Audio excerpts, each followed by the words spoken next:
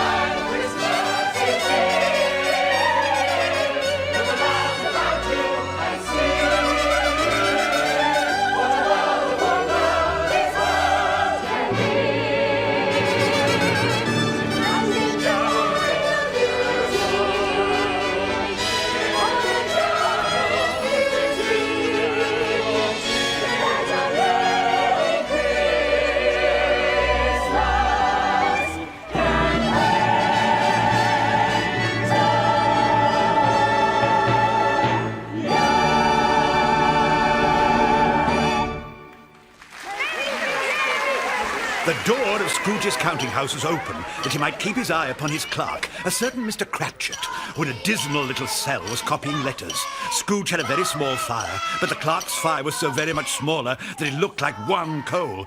Scrooge cocks an ear to the mutilated carol singing outside, gets up from his desk and stomps towards the door. Infernal caterwauling! Don't they know I'm trying to run a business here? Get on with your work, Cratchit! Insolent young ruffians coming round here with their Christmas nonsense. Hellfire and damnation. Why can't they leave a man in peace? I'll give him half the Herald Angels. Get out, you little... Oh, it's you. Uncle Ebenezer, I cannot tell you what a joy it is to see your happy, smiling face. Yeah. How are you, Bob? Very well, thank you, sir. Good. A Merry Christmas, Uncle. God save you. God save me from Christmas. It's a lot of humbug. Christmas a humbug? Come now, I'm sure you don't mean that. I'm sure I do mean it. Merry Christmas indeed. What reason have you to be merry? You're poor enough. And what reason have you to be miserable? You're rich enough. There's no such thing as rich enough. Don't be so dismal, Uncle Ebenezer. Well, what else can I be? What is Christmas but finding yourself another year older and not a penny richer? I tell you, nephew, if I had my... Don't touch that. If I had my way, every idiot that goes round with a Merry Christmas on his lips would be boiled with his own Christmas pudding and buried with a stake of holly through his heart. God forbid, Uncle. You keep Christmas your way, sir, and pray let me keep it mine. But you don't keep it. Get off me ledger. You'll ruin me binding. Pray do not come round here during business hours, sir. 7 o'clock on Christmas Eve? That's not business hours, that's drudgery for the sake of it, and an insult to all men of goodwill. Here, here. Thank you, Bob Cratchit. Another word out of you, Cratchit, and you could celebrate Christmas among the great unemployed. Yes, sir, I'm sorry, Mr. Scrooge. Yeah. You're a very powerful speaker, sir. You ought to be in politics. You're fool enough. Come now, don't be angry. Dine with my wife and me tomorrow. There's another thing. As if you haven't got enough trouble. You have to go and get yourself married. Now, why in God's name would you do a thing like that? Because I fell in love with the lady. Love? Love. If there's anything more nauseating than a Merry Christmas. It's marriage to some lovesick female. Good afternoon, sir. My offer stands. You are always welcome, Uncle, just like Christmas itself. I said good afternoon, sir. His nephew was about to depart, much disappointed by his uncle's mean spirit. But then, on second thoughts... I want nothing from you. I ask nothing of you. Why can we not be friends? But the old gentleman's face would not melt. Good afternoon, sir. A Merry Christmas, Uncle. And you too, Bob Cratchit, and your family. Thank you, sir. And you're a good lady. Thank you. Oh, and Uncle. Yeah. A Happy New Year. Good afternoon, sir! His nephew departed, much cheered. And as the clock struck the hour, Mr. Cratchit looked at his pocket watch, then warmed his hands by the candle flame to prepare for his appeal to Mr. Scrooge, who appeared far too absorbed in his books to realize the time. Excuse me, sir, but it's 7 o'clock, sir.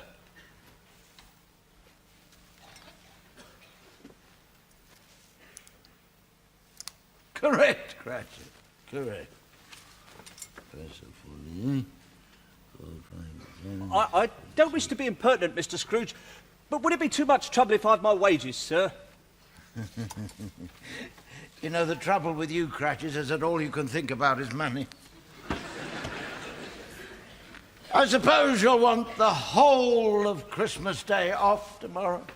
If it's convenient, sir. Well, it is not convenient, sir, and it's not fair. If I was to stop you a day's wages for it, you no doubt consider yourself ill-used. But aren't I ill-used for paying you a day's wages for no work? Well, it is Christmas Day, Mr. Scrooge, and it is only once a year, sir. A poor excuse for picking a man's pocket every 25th of December. I do not pay you good money to be forever on holiday. I appreciate your kindness, sir. Yes, well, that's my weakness. I'm a martyr to my own generosity. I give you one Christmas Day off and you expect them all. All right, take the day off. But be here all the earlier the next morning. I will, sir. Yes, sir. Thank you, sir. Yeah. And a Merry Christmas, Mr. Merry Scrooge. what? I beg your pardon, sir. No offence, sir. There's another one. 15 shillings a week, a wife and 5 children, and all he can talk about is a Merry Christmas. Oh, God, look at this. I've got me chair. They belong in a lunatic asylum, the lot of them. Right? Everywhere you look, everywhere you turn, someone's after every single penny that you earn. Everyone's a thief. That is my belief. Anyone who says they're not will surely come to grief. I seek, but I will never find a deeper peace of mind, for I'm convinced that everyone is out to rob me blind.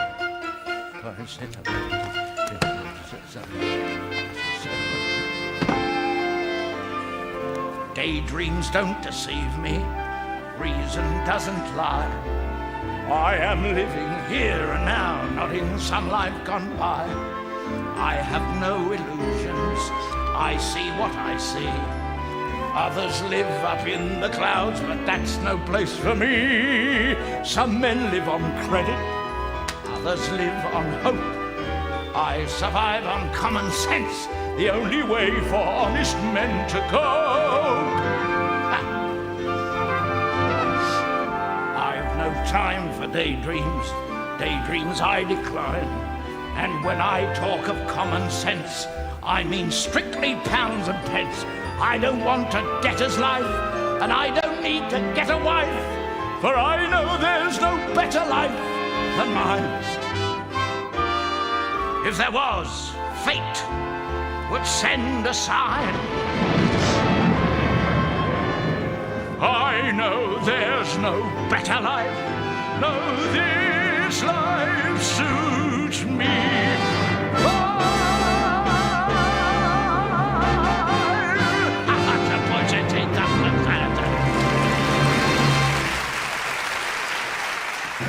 Outside in the busy street, the Cratchit children, a crippled boy, Tiny Tim, stands with his sister, Cathy, gazing in awe at the display window of a large toy shop. Well, Cathy, my love, which one do you like best? I like the dolly in the corner. I like all of them. Ah, good boy. But why not one in particular? Well, you said I can't have none of them, so I might as well like them all. Tiny Tim, you are a philosopher and a gentleman. And I've still got 12 shillings left in my pocket. 12 shillings? 12 shillings, which says the Cratchit family will have as good a Christmas as the Lord Mayor of London himself. 12 shillings. I do like that dolly in the corner.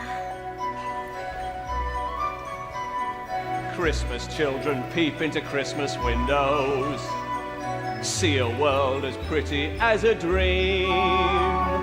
Christmas trees and toys. Christmas hopes and joys. Christmas pudding rich with Christmas cream. Christmas presents shine in the Christmas windows. Christmas boxes tied with pretty bows. Wonder what's inside. What delights they hide. But till Christmas morning no one knows. Won't it be exciting if it snows? I suppose that children everywhere will say a Christmas prayer. Till Santa brings their Christmas things. There, my loves, I bought the finest bird in the shop. Well, the finest for one importance. Christmas children live in a Christmas daydream, waiting for the magic to unfold. Wondrous mystery. Every Christmas treat. Rich or not, the Christmas pot of gold hypnotizes children young and old. With your lot to feed, Bob Cratchit, I'd say the apples at 6 a penny are the best bet. True, best true. I'd rather have that dolly in the corner. I'd rather have the oranges. Your change, Mr. Pringle. Oh, Dick. 1840 is the best vintage in 20 years. At 2 shillings a bottle, so it should be. Happy Christmas to you. Happy Christmas to you, sir. Bob. Mr. C, this'll make the finest quality punch, and only tuppence a pint. Merry Christmas to you. Christmas punch, a Cratchit speciality. Fourpence for a Christmas pudding? It's scandalous. I suppose that children everywhere will say a Christmas prayer till Santa brings their Christmas things. Christmas children hunger for Christmas morning. Christmas day's a wonder to behold. Young ones' dreams come true, not so young ones too. I believe that story we've been told. Christmas is for children young and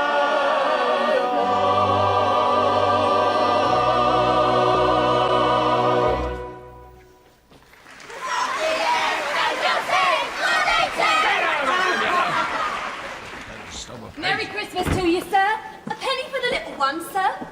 Madam, the financial burdens of my life are already intolerable. Please do not add to them by asking me to support and educate your entire family. What's that, Mr. Scrooge? Your Christmas shopping list? No, it is not. All the people on this list will be buying me gifts. Toys, dolls, carousels, a waste of money. Christmas. Bah, humbug! Good evening, sir. Allow us to introduce ourselves. Jocelyn Jollygood. And Hugo Harty. Good evening to you both. Have we the pleasure of addressing Mr. Scrooge or Mr. Marley? Sir, my late partner, Jacob Marley, has been dead these 7 years. 7 years this very night. We have no doubt his liberality is well represented by his surviving partner. Liberality. Mr. Scrooge, sir, at this festive season of the year, it is more than usually desirable that we should make some slight provision for the poor and the destitute. Excellent. I suggest you do so. You miss our point, sir. The poor suffer greatly at the present time. Many thousands are in want of common necessaries. Are there no prisons? Indeed there are, sir. That's one thing there's no shortage of. And the workhouses, they're still in full operation, I trust? They are, sir, and I wish I could say they were not. The treadmill and the poor law are still in full vigour, I hope. Both very busy, sir. I'm glad to hear it. For a minute, I thought you were going to tell me they'd closed. A few of us are endeavouring to raise a fund to buy the poor some meat and drink and means of warmth. We choose this time because it is a time when want is keenly felt and abundance rejoices. What may we put you down for, sir? Nothing, sir. You wish to be anonymous. I wish to be left alone, sir. That's what I wish. I do not make myself merry at Christmas, and I cannot afford to make idle people merry. I'm forced to support the prisons and the workhouses through taxation. Those who are badly off must go there. Many would rather die than go there, sir. If they would rather die, I suggest they do so, and decrease the surplus population. Yes, gentlemen, decrease the surplus population. Good night to you both. Scavengers and sycophants, flatterers and fools, Pharisees and parasites, hypocrites and ghouls, calculating swindlers, prevaricating frauds, perpetrating goodness as they roam the earth in hordes, feeding on their fellow men, reaping rich rewards, contaminating everything they see, corrupting honest men. Like me. I hate Christmas. I hate people. I hate seeing paupers and peasants squandering hard-earned money on presents, poor men proudly purchasing pheasants. Can't abide it. Woe betide. People are despicable creatures, loathsome, inexplicable creatures, good-for-nothing, kickable creatures. I hate people. I abhor them. I deplore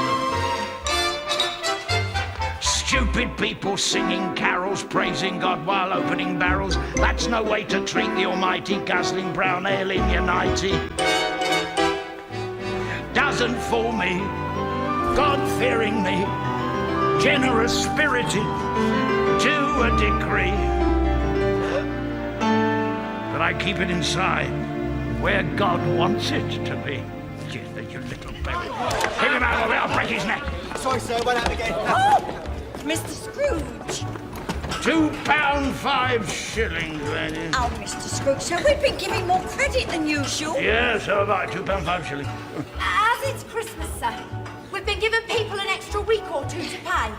Ah, well, in that case, I'll give you an extra week to pay. Oh, thank you, sir. Which will cost you an extra 12 shillings. 12 shillings.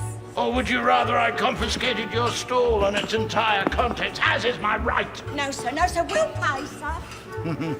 Sign here. And I'll take a pair of these warm socks.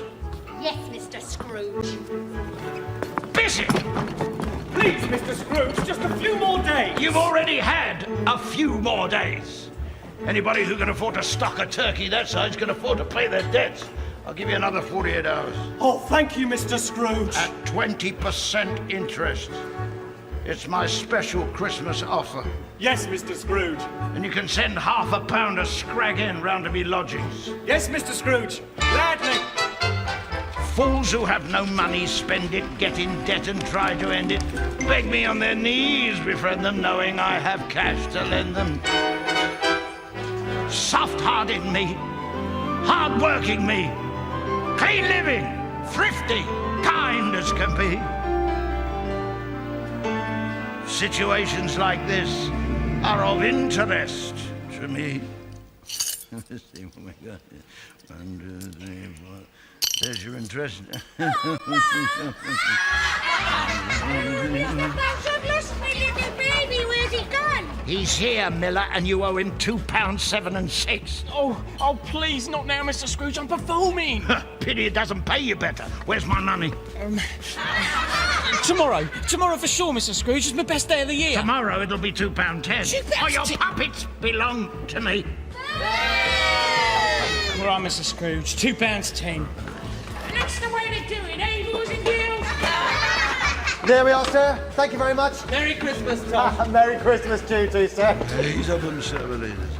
Hot broth, Mr. Scrooge. A small token of Christmas esteem with the compliments of Tom Jenkins. No.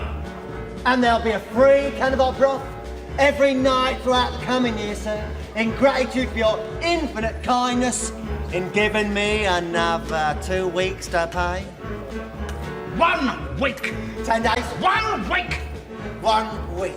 And you can put a lid on that. I'll take it home with me. Merry Christmas, sir. I hate Christmas. I hate people. Yuletide-loving, second-rate people. Nasty little cretinous wretches, earning what their sweatiness fetches, empty minds and pettiness stretches further than you can see. What's the reason? I hate Christmas. I hate people, women, children, especially nasty little children. What's the reason? Well, I'll tell you. It's because they all hate me. Humbug.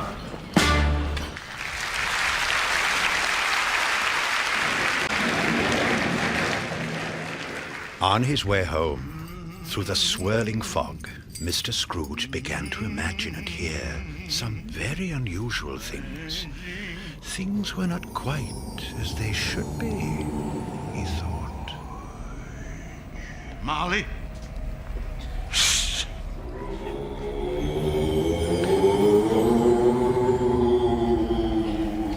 Let it also be borne in mind that Scrooge had not bestowed one thought on Marley since that afternoon. But it happened that Scrooge, having his key in the lock of the door, saw in the knocker, without its undergoing any immediate process of change, not a knocker, but Marley's face. Ah, humbug! I hate you. I hate you. I hate you.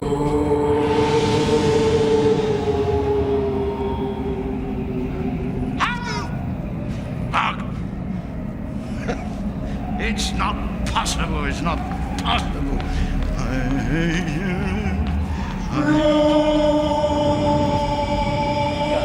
Scrooge stood transfixed with terror as the frightful sound accumulated. Then he ran for his sitting room and slammed the door, his footsteps augmenting and multiplying in sound until the entire building reverberated with the deafening echoes of 1,000 running footsteps.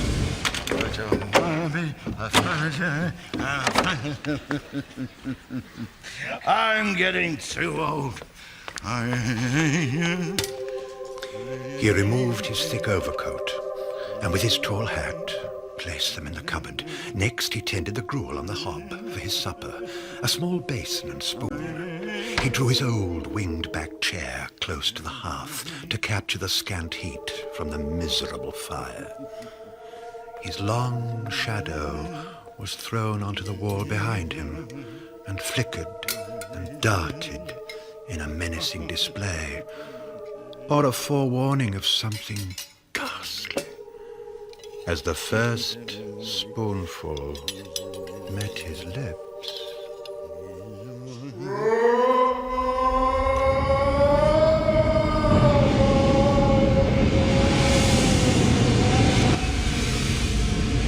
Suddenly, as if a cannon had roared, a cloud of smoke belched from the grate.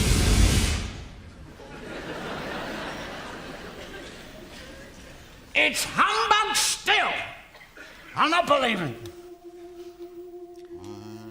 Then, the fireside bell began to move, all by itself. Suddenly, it got faster and pealed in a frenzy.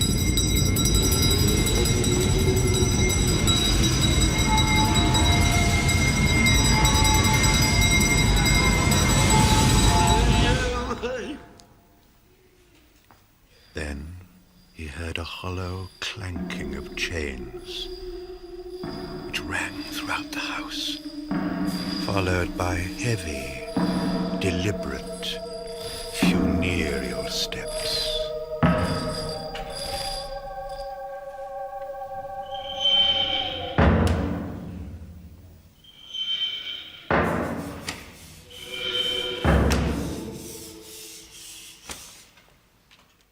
Familiar objects about him assumed diabolical shapes.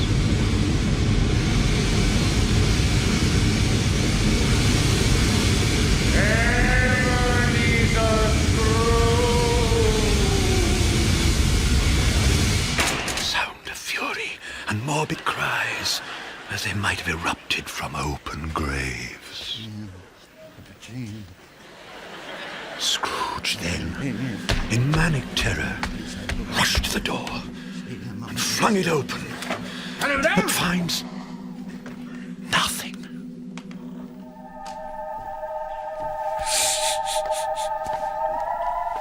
Bah! It's all...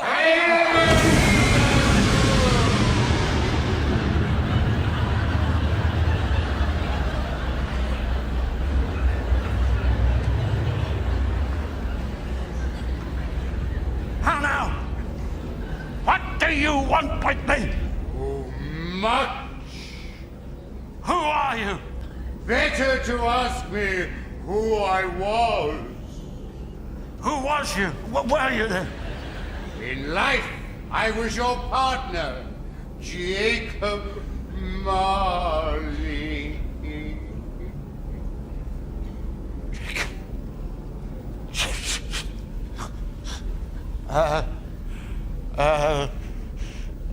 Will you sit? For the first time, Scrooge was able to see the fearful apparition.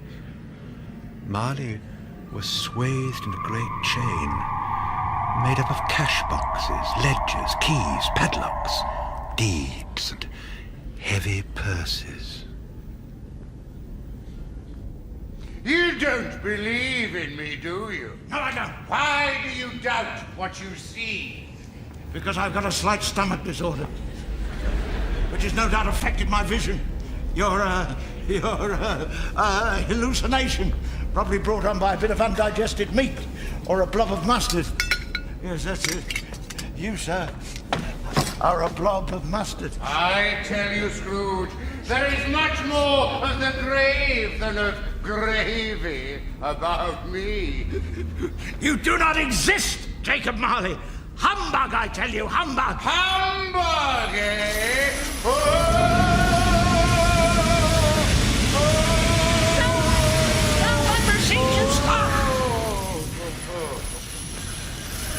Now do you believe in me?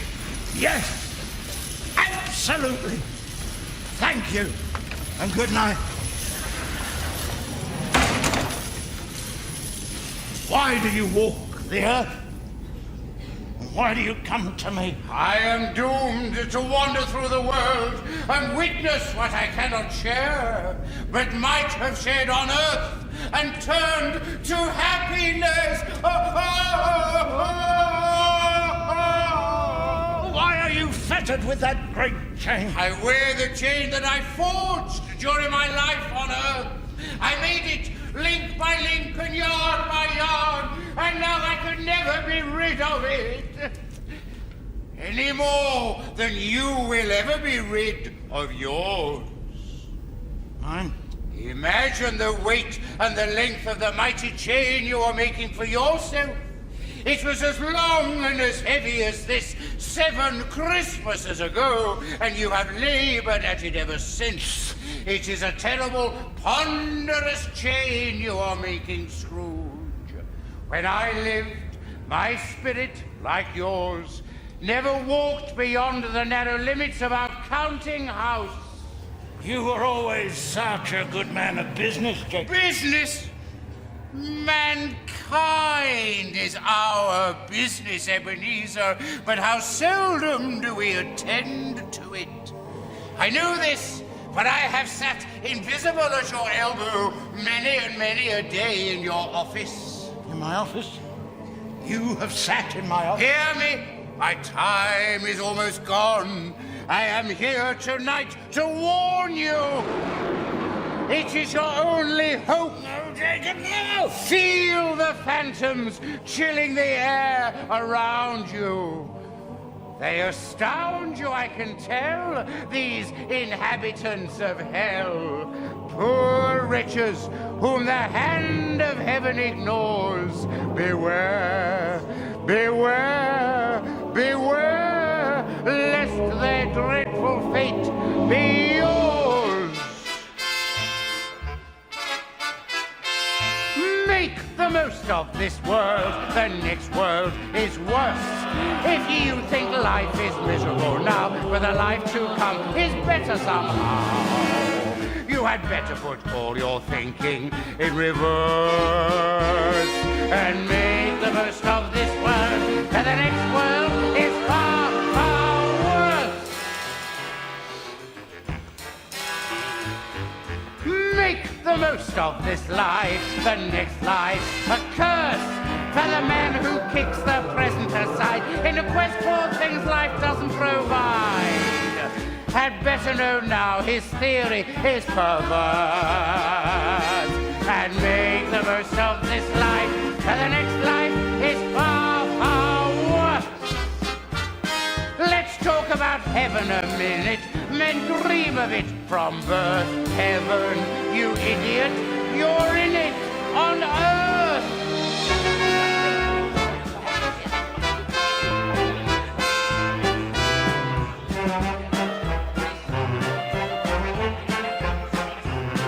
So make the most of living, for dying is worse.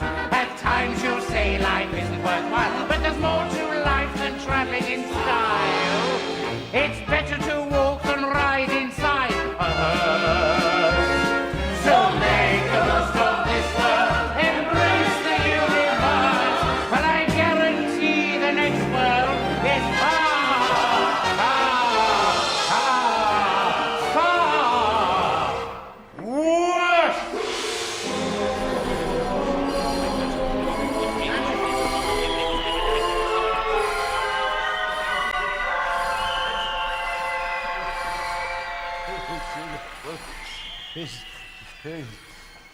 They've gone.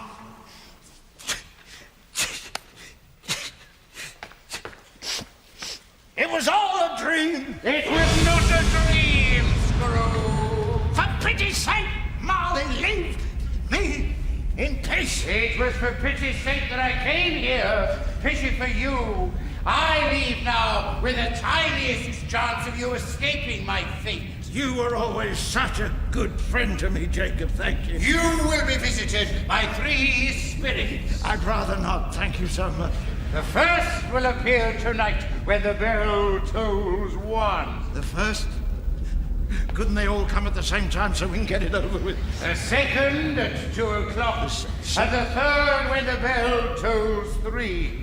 I must go now, but I am doomed to wander through the world in everlasting repentance. Jacob, about the ghosts. You shall see me no more, and for your own sake, remember what has passed between us.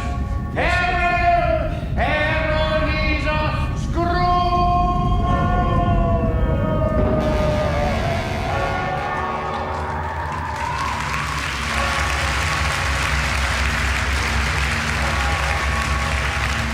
Damn you, Marley! This is hardly how you treat a trusted friend. Curse you, Jacob! Can't you make a better dream and change the end? I suppose this gives you joy. You no doubt think it's funny, eh? Knowing you, it's all a ploy for you to steal my money, eh? Well, you shan't have it! You shan't have it! You can't just come back from the dead and dump your guilt on me. Begone, you and your phantoms, and leave the living be. Especially me. Especially me. It's not my fault. If you're dead and I'm alive, it's not my fault. You succumb and I survive. Is it my fault that fate fashion things this way? Is it my fault that tomorrow's Christmas Day these things happen anyway? You can't blame me if the sun decides to shine, so don't blame me if the life I lead is mine. A life of quiet sobriety, of which I'm justly proud. A credit to society, who shuns the vulgar crowd, who uses wisely all the gifts with which I've been endowed. A good man, a philanthropist, who's truly worth his salt. No, it's not my fault. 3 ghosts, bah, 3 humbugs. It's you who left our counting house to find a bigger vault. He found a bigger vault. No, it's not my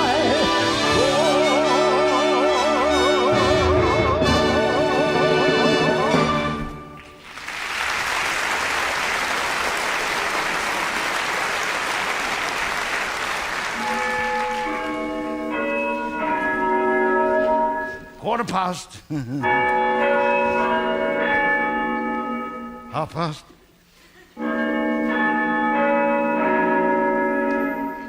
Quarter to.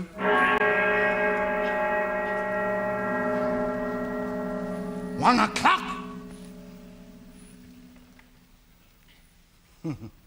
And nothing more. Light flashed up in the room upon the instant, and the curtains of his bed were drawn aside, and Scrooge, starting up into a half-recumbent attitude, found himself face to face with the unearthly visitor who drew them. It was a strange figure, like a child, yet not so like a child as like an old man, viewed through some supernatural medium, which gave him the appearance of having receded from the view and being diminished to a child's proportions. Its hair, which hung about its neck and down its back, was white as if with age, and yet the face had not a wrinkle in it, and the tenderest bloom was on the skin. The arms were very long and muscular, the hands the same, as if its hold were of uncommon strength. Its legs and feet, most delicately formed, were, like those upper members, bare. It wore a tunic of the purest white, and round its waist was bound a lustrous belt, the sheen of which was beautiful. Who are you? I am the spirit whose coming was foretold to you. You don't look like a ghost. Thank you.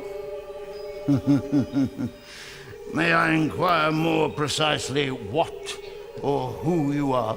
I am the ghost of Christmas past. Long past? No, your past. My past? I am the ghost of all the loved ones that you have lost. Loved ones. Loved ones? What business brings you here? Your welfare. Being woken at 1 o'clock in the morning by a ghost is hardly conducive to my welfare. Your redemption, then. Come. Walk with me. Where are we going? We're going to look at your childhood. As the words were spoken, they passed through the hall and stood upon an open country road with fields on either hand, and soon approached a mansion of dull red brick with a little weathercock-surmounted cupola on the roof and a bell hanging on it. This they entered, to find a long, bare, melancholy room made barer still by lines of plain deal forms and desks. At one of these, a lonely boy was reading near a feeble fire, and Scrooge sat down upon a form and wept to see his poor forgotten self as it used to be.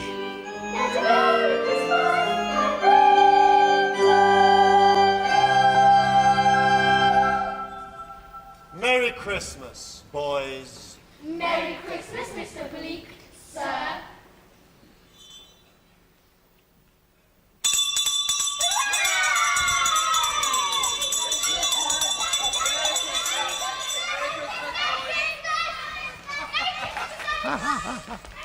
The school is not quite empty, is it? Look. A solitary boy neglected by his father is left there still. Poor little fella.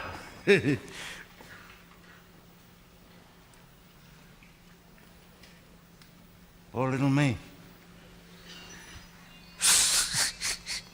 I was a good-looking little chap, wasn't I? But I was never any good at that Christmas stuff. I wish. What is it? No, nothing. What do you wish? There were some boys singing carols outside my office last night. I should have given them something, that's all. But this Christmas was special. Jenny? That's my little sister, Jenny. Jenny! It's Abby!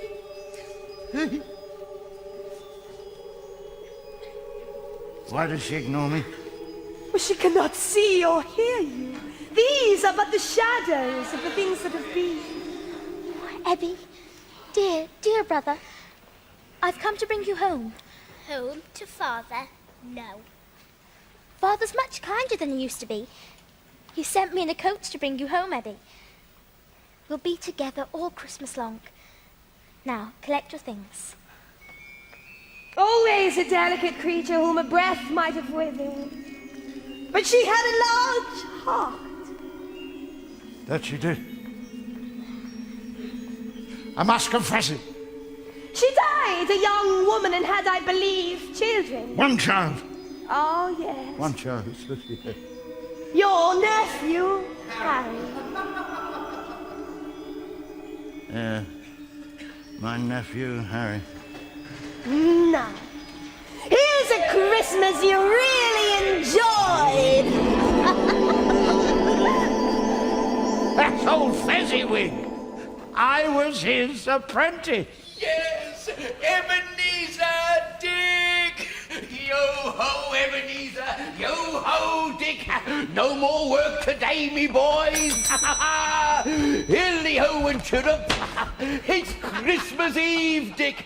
Christmas, young Scrooge! Now, come along, clear everything away before a man can say Jack Robinson, and make some room here before Mrs. Fezziwig and me daughters arrive with a punch bowl! My word, I was a good-looking young man.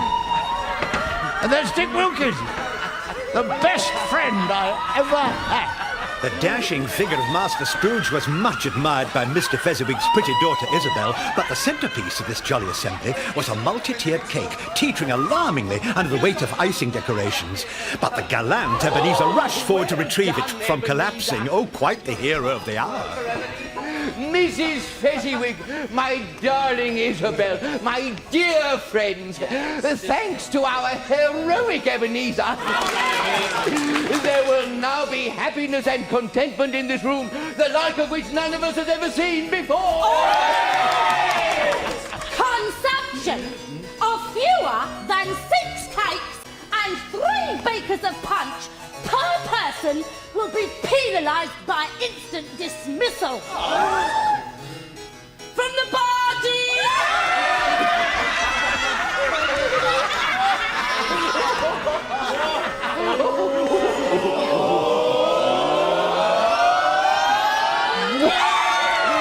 Splendid! Begin! Of all the days in all the year that I'm familiar with, there's only one that's really fun. Correct. Ask anyone called Robinson or Brown or Jones or Smith. They find it day and they will say December the 25th. Correct. December the 25th, my dear. December the 25th. The heroes die in all the year. December the 25th. Why didn't you join in? Because I couldn't dance. At times we're glad to see the back of all our kin and kin. But there's a date we celebrate, December the 25th. Correct. At times our friends may seem to be devoid of wit or pip. But all of us are humorous. December the 25th. December the 25th, my dear. December the 25th. The heroes die in all the year. December the 25th. Correct.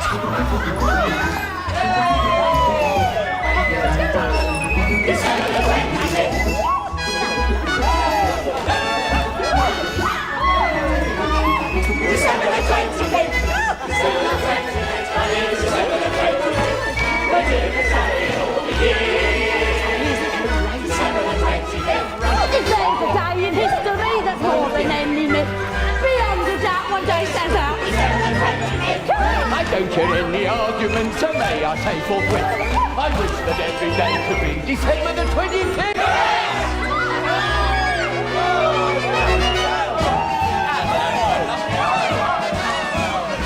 And the ghost of Christmas past points across the room to the lonely figure of young Master Ebenezer, who watched the merrymaking without joining in.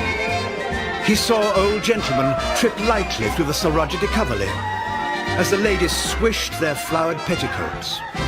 He saw blaze of coloured ribbons and Isabel tossing her flaxen curls, for she was the most wondrous young girl he'd ever seen. And he fancied maybe Miss Isabel had once or twice caught his eye.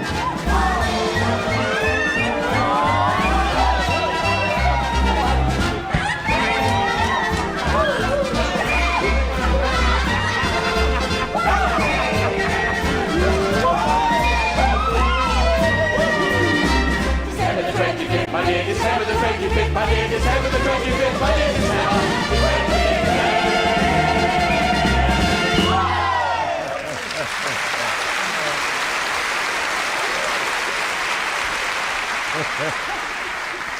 He was a wonderful man. He has merely spent a few pounds of your mortal money, 2 or 3, perhaps. What is that to be deserving of so much praise? You don't understand. He had the power to render our life either happy or unhappy, our work either a joy or a burden. It had nothing to do with money.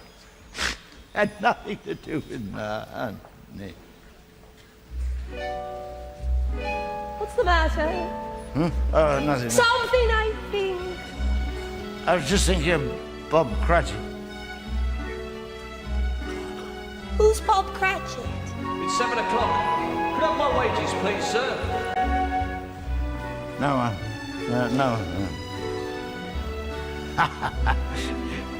Fezziwig's daughter, Isabel. They were wonderful days, you know. Old Scrooge saw himself as young Ebenezer take Isabel into a waltz, and for that moment they were oblivious of the entire world around them. They say happiness is a thing you can't see, a thing you can't touch. I disagree. Happiness is standing beside me. I can see him, he can see me. Happiness is whatever you want it to be. She adored me. Can't say I blame her. Happiness is a high hell. Will I find it? Yes, I will. Happiness is a tall tree. Can I climb it? Watch and see. They say happiness is the folly of fools. Pity for me, one of the fools.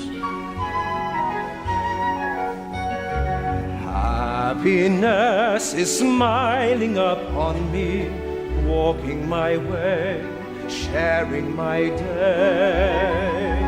Happiness is whatever you want it to be.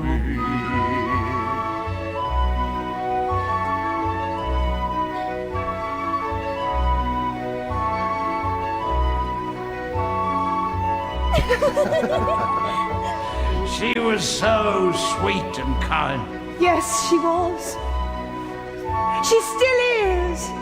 Adored by her family, her children, her grandchildren. And you missed it all, Scrooge. Why? Happiness is a bright star.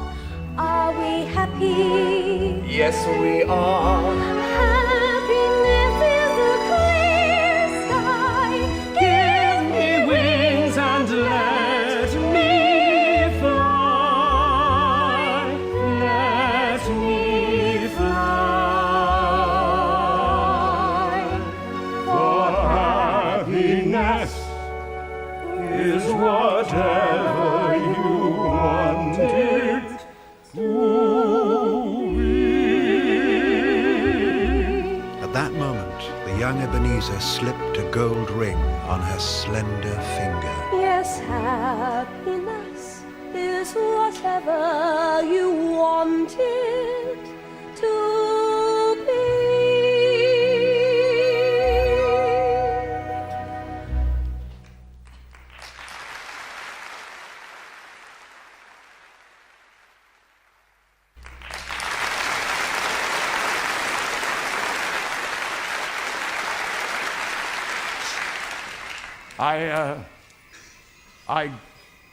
I did love her, you know.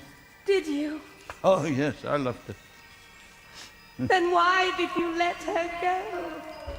I didn't. Really?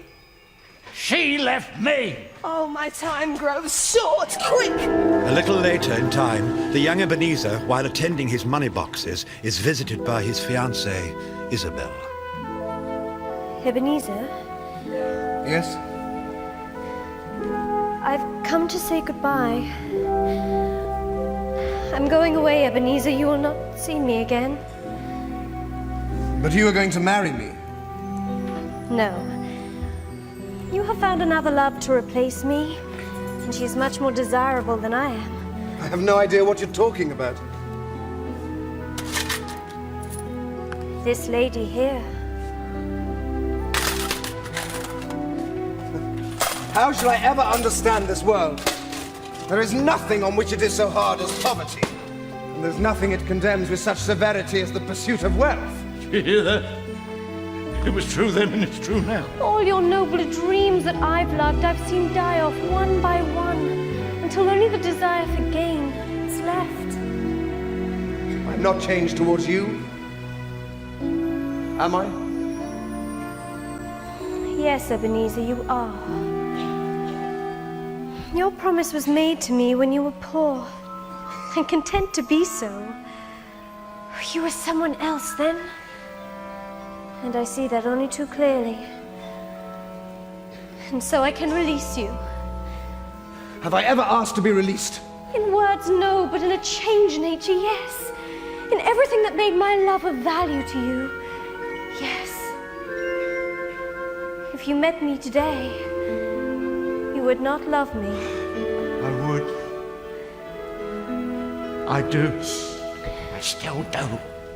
Isabel, I find it impossible to discuss personal affairs during business hours. Now, please. You see, if you weigh me by gain, I weigh very little. And so I'm not enough for you, and I can release you with a full heart for the love of him you once were.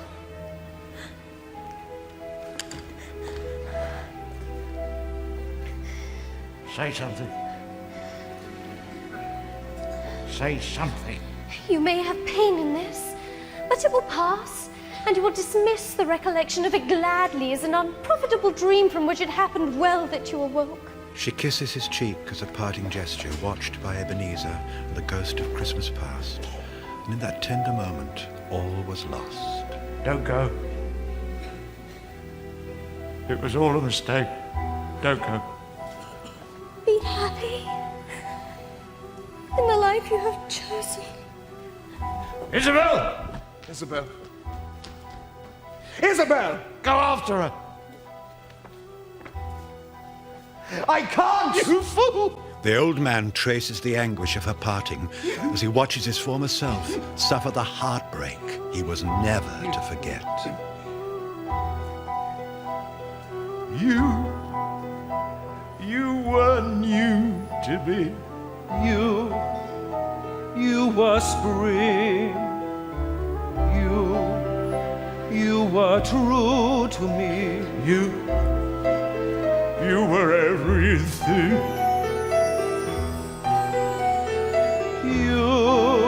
You were good for me. You were my day. Did all you could for me. I let you go away. And now I can see. Now you're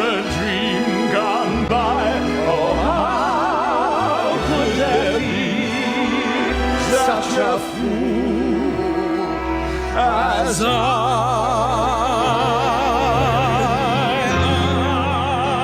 who must travel on, what hope for me? Dream where my past has gone, left with a memory. You, my only hope, you, my only love.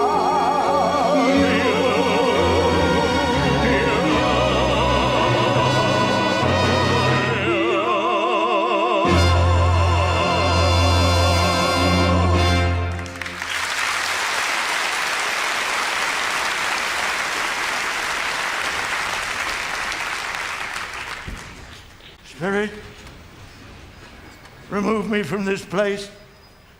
I can bear it no more. I have brought you home.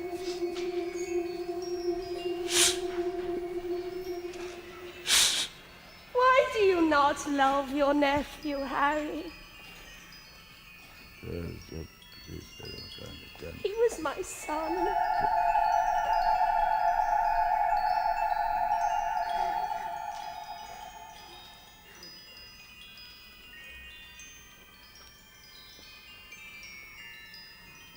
Jenny? Jenny, it's you? Oh, I must leave you now, Eddie. My dear, dear brother. Don't leave me again, Jen.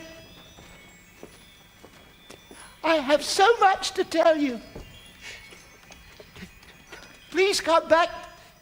Oh, Eddie, there is no coming back. Which is why you must never hide your love from those you cherish. You must tell them while you have them what they mean to you, how precious they are. Ebbie, love is life's greatest gift. And once the ones you love are gone, it is too late. Jen,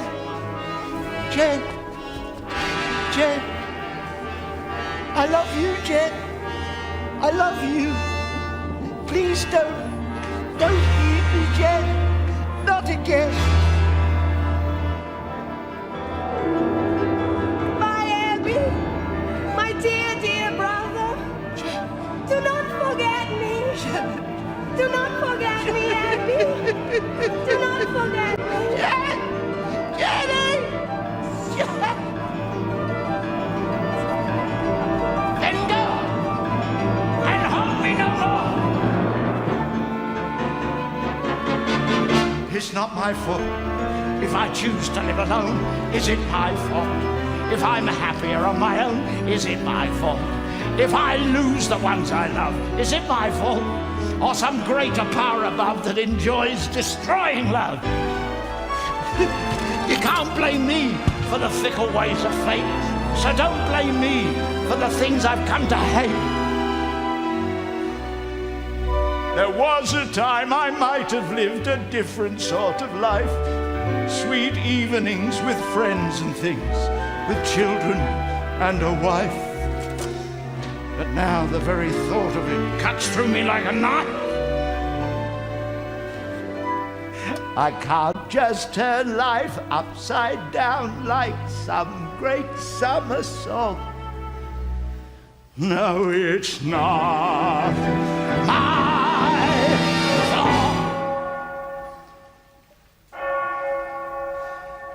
fault. 2 o'clock. The second at 2.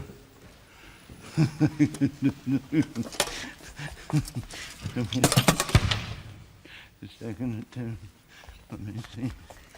Oh, wait. Yeah.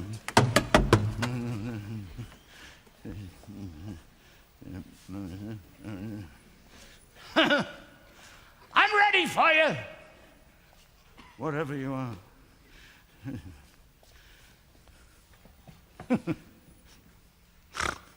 There's nothing to be afraid of. Ebenezer Scrooge! Come, Scrooge, I'm waiting for you.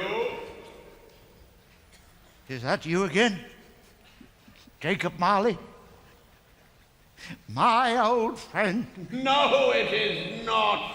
And there stood the spirit of Christmas present, a commanding spectre, surrounded by a cornucopian feast of every conceivable Christmas gift you could ever imagine.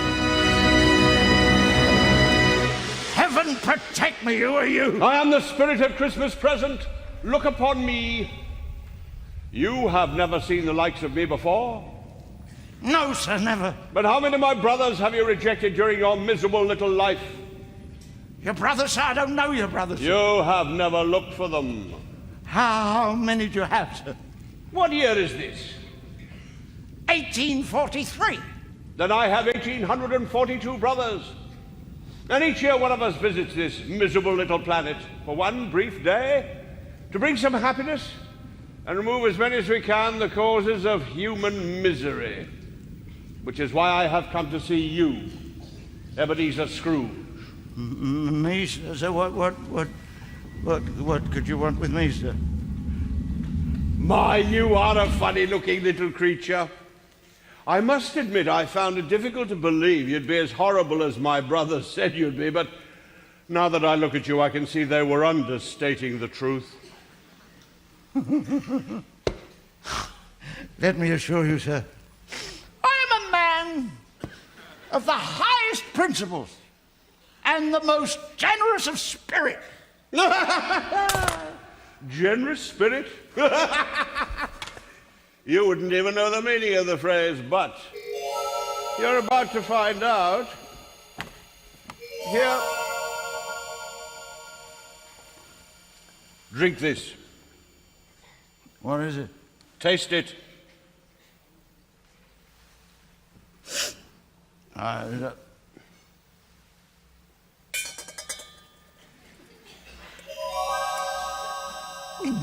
Do you like it?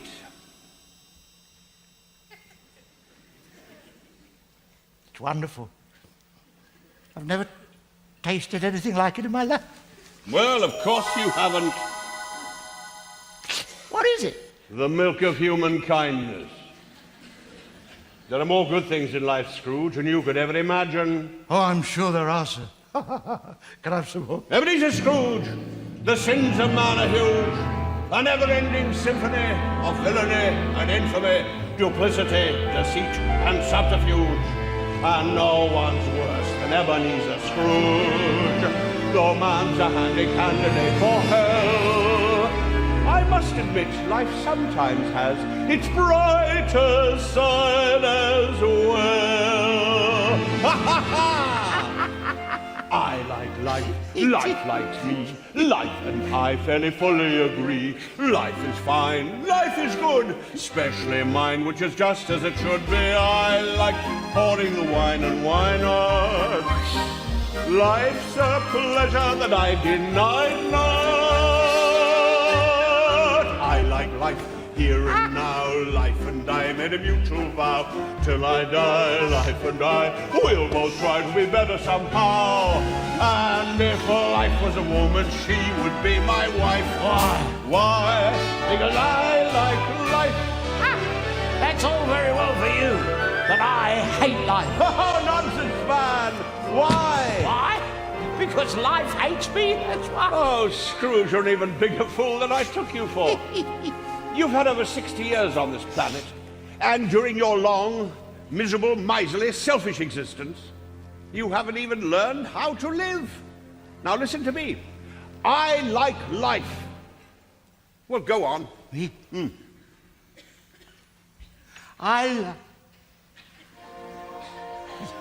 Like life. That's better. Life likes me. Life likes me. Good, good. I make life a perpetual spree. A perpetual spree. Eating food. Drinking wine. Thinking who'd like a privilege to dine me. I like drinking the drink I'm drinking. Oh, that's better, Scrooge. And I like thinking the thoughts I'm thinking. I like songs, I like dance. I hear music and I'm in a trance. Tra-la-la. Oh, Papa, chances are we get up and prance. Where there's a music and laughter, happiness is right.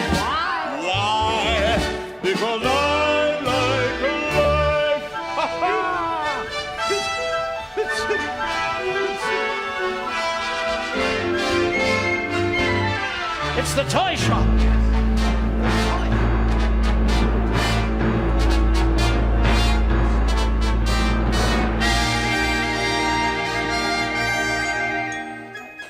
So Scrooge ventured into the large toy shop, and he saw dolls and kites and tin soldiers and drummer boys and a rocking horse and a carousel, puppets and trapezes and clowns, and there were dolls' houses for girls and toboggans for the boys, jigsaws and jumping jacks. The ghost of Christmas Present raised his arms to heaven in a majestic gesture to reveal a huge, glorious, sumptuously decorated Christmas tree, festooned with 1,000 multicolored candles, and a myriad of life-size toys. Teddy bears, a ballerina, a row of toy soldiers, a box of Christmas crackers, a toy policeman, a wind-up monkey, and a beautiful Christmas fairy atop the tree.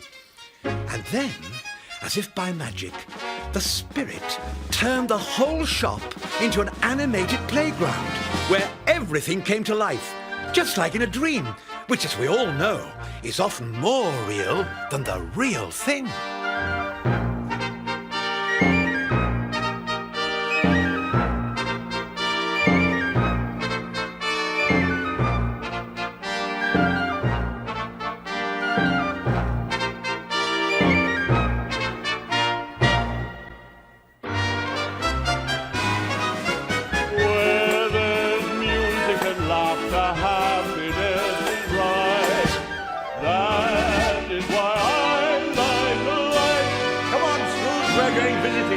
You're in for a few surprises. Where are we going? Where are we going? Life is life, that's the thing. Makes a man want to suddenly sing and dance, and perchance see his life from a different stance. When you land in life's free of joy, that is why I like to fly. That's the secret of living. Any man can fly.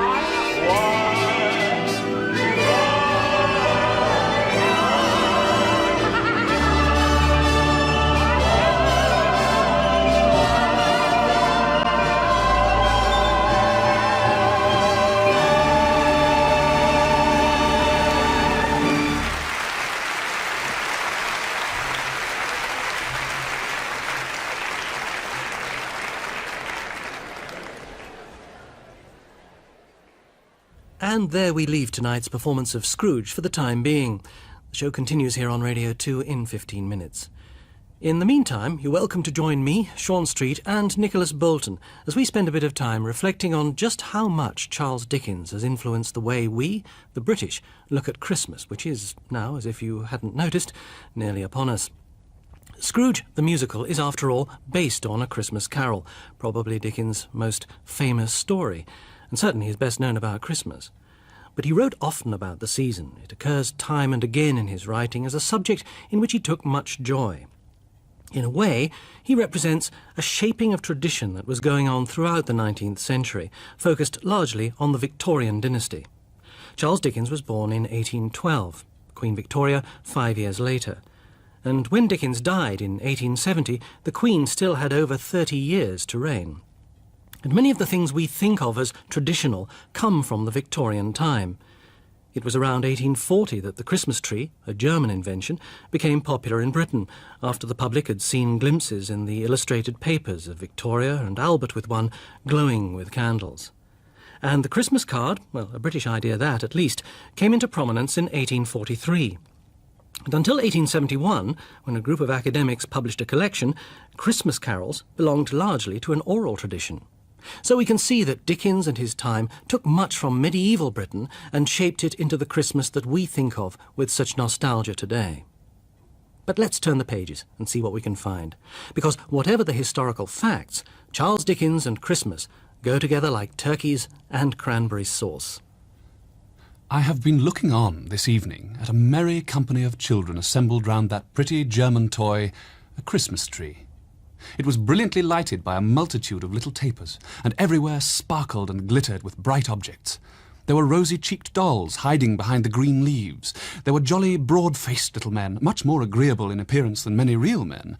And no wonder, for their heads took off and showed them to be full of sugar plums. There were fiddles and drums. There were tambourines, books, work boxes, paint boxes, sweetmeat boxes, peep-show boxes, and all kinds of boxes. There were teetotums, humming tops, needle cases, pen wipers, smelling bottles, conversation cards, bouquet holders, real fruit made artificially dazzling with gold leaf, imitation apples, pears and walnuts crammed with surprises. In short, as a pretty child before me delightedly whispered to another pretty child, her bosom friend, there was everything and more. Dickens conveys such a true picture of a child's view of Christmas because, quite simply, he has a good memory. I look into my youngest Christmas recollections. All the toys at first, I find. Up yonder among the green holly and red berries is the tumbler, with his hands in his pockets, who wouldn't lie down, but whenever he was put upon the floor persisted in rolling his fat body about, until he rolled himself still, and brought those lobster eyes of his to bear upon me, when I affected to laugh very much, but in my heart of hearts was extremely doubtful of him. Close beside him is that infernal snuff-box, out of which there sprang a demoniacal counsellor in a black gown, with an obnoxious head of hair and a red cloth mouth, wide open, who was not to be endured on any terms, but could not be put away either, for he used suddenly, in a highly magnified state, to fly out of mammoth snuff-boxes in dreams when least expected. For many years, Charles Dickens wrote Christmas stories for magazines like Household Words and All the Year Round.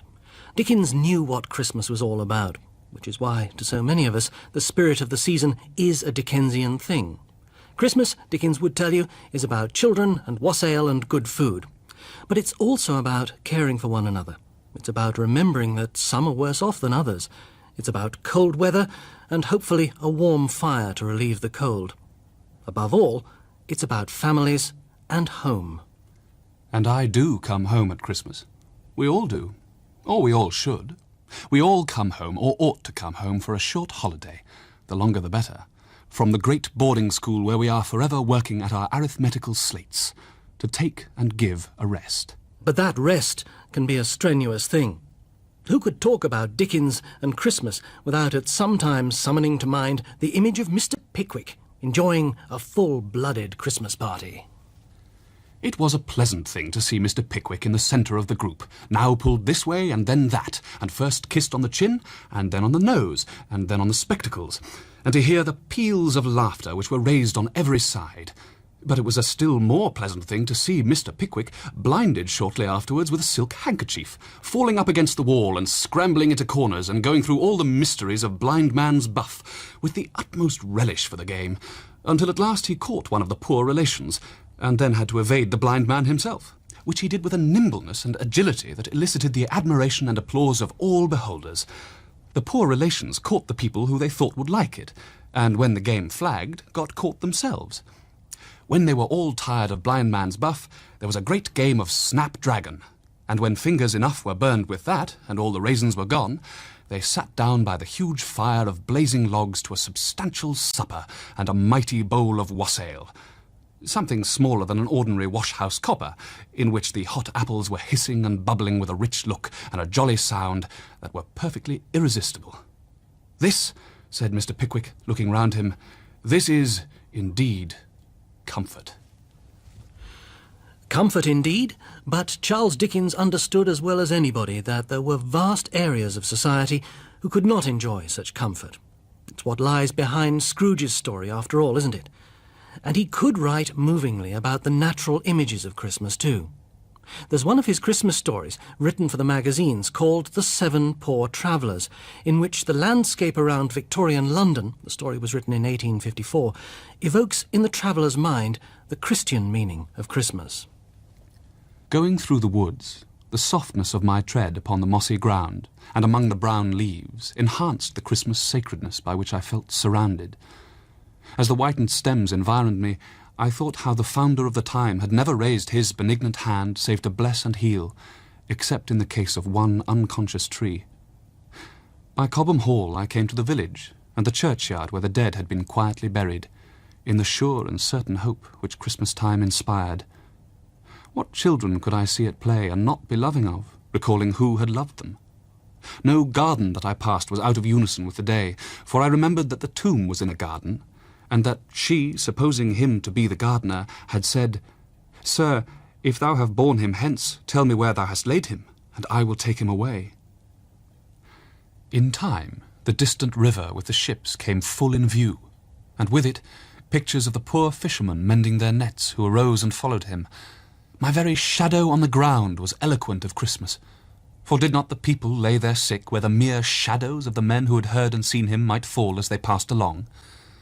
Thus Christmas begirt me, far and near, until I had come to Blackheath, and had walked down the long vista of gnarled old trees in Greenwich Park, and was being steam-rattled through the mists now closing in once more, towards the lights of London.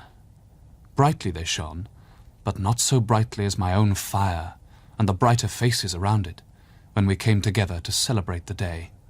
And to celebrate the day, under the Christmas tree, in the family circle, not silent blank faces staring at a television screen, but with the smell of roasting chestnuts in our nostrils, the telling of Christmas winter stories in our ears, ghost stories in the spirit of our tale of Scrooge, or more shame for us, round the Christmas fire, all of us never stirring, except perhaps to draw a little nearer to it.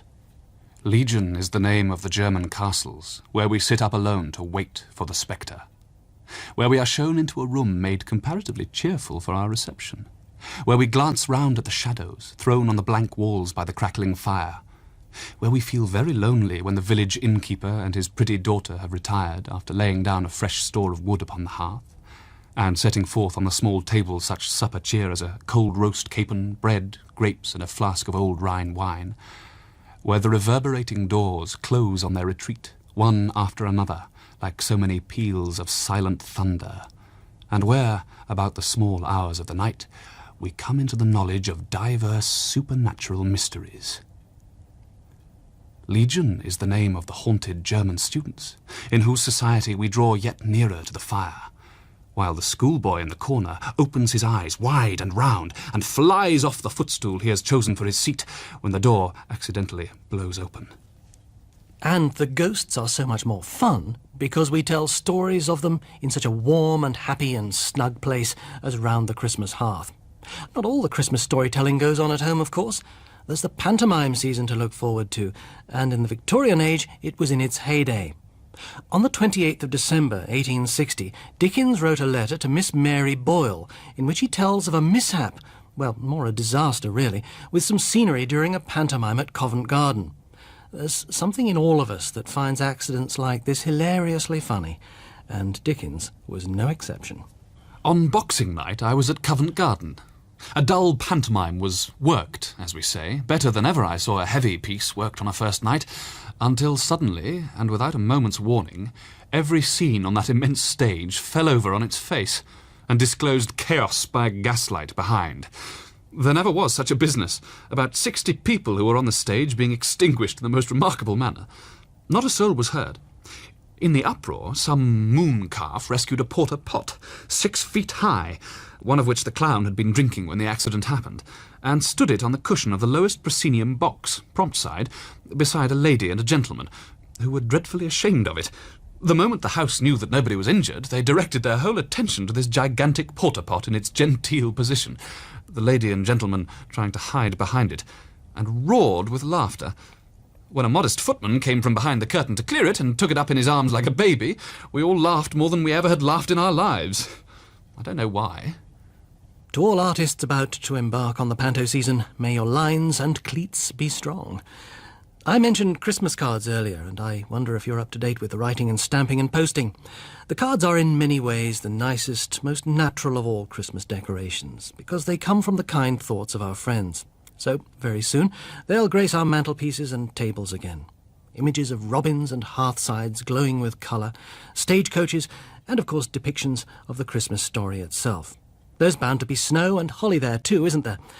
Well, I suppose that for many of us, a crisp, cold Christmas is part of the very idea of it all, as long as we can escape it when we choose to.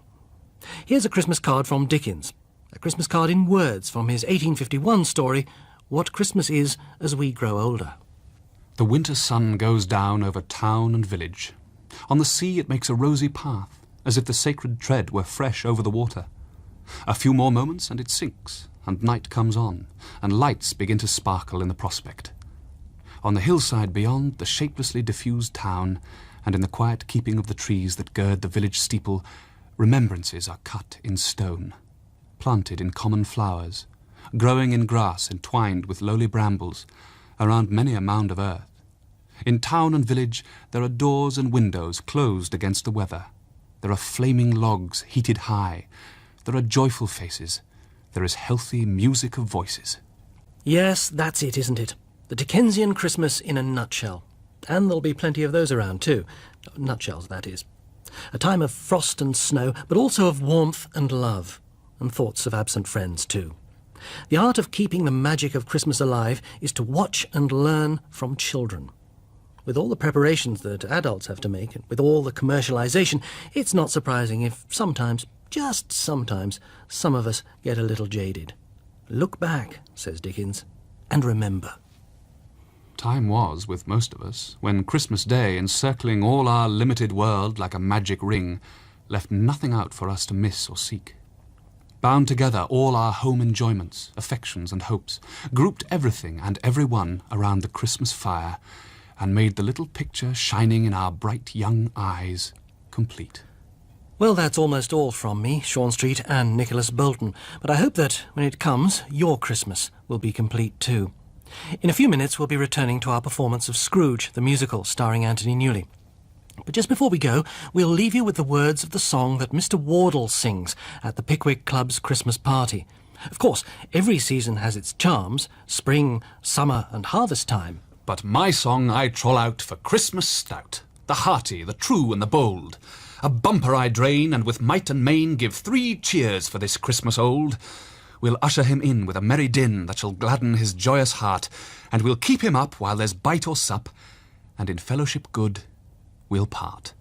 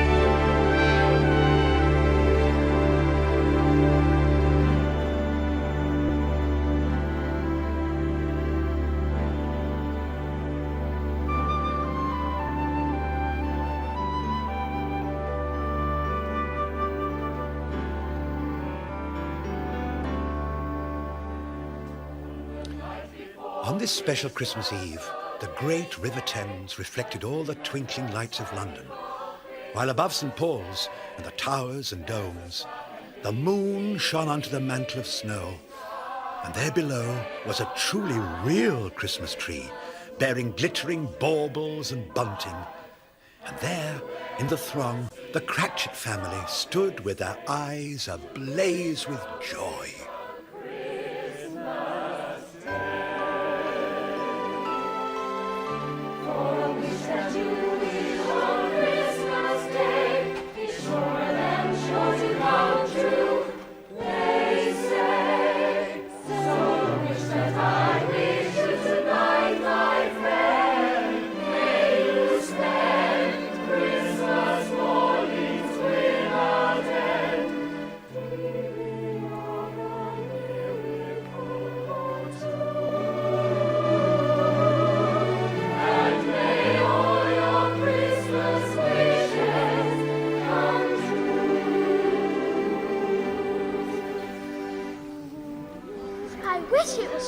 Every day of the year.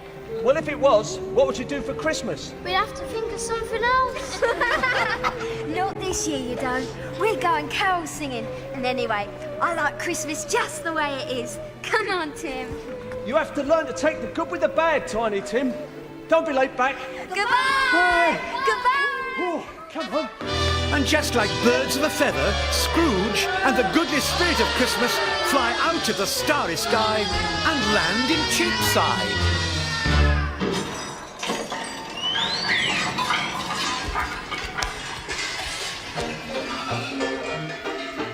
You haven't quite mastered that landing yet, have you? What happened? And why am I standing in the middle of the street in my nightclothes? Here, we're going visiting, come. Oh? Who lives in this miserable-looking hovel? Behold the luxurious abode of Robert Cratchit, Esquire. Cratchit? Oh. Quite a nice little place for an office clerk, don't you think? Can I look in the window? Well, it won't cost you a penny. That'll be good news for you. They won't be able to see me, will they? No, that'll be very good news for them. I could do with another of those. Later. For the time being, it is better you see things as they really are. Touch my robe.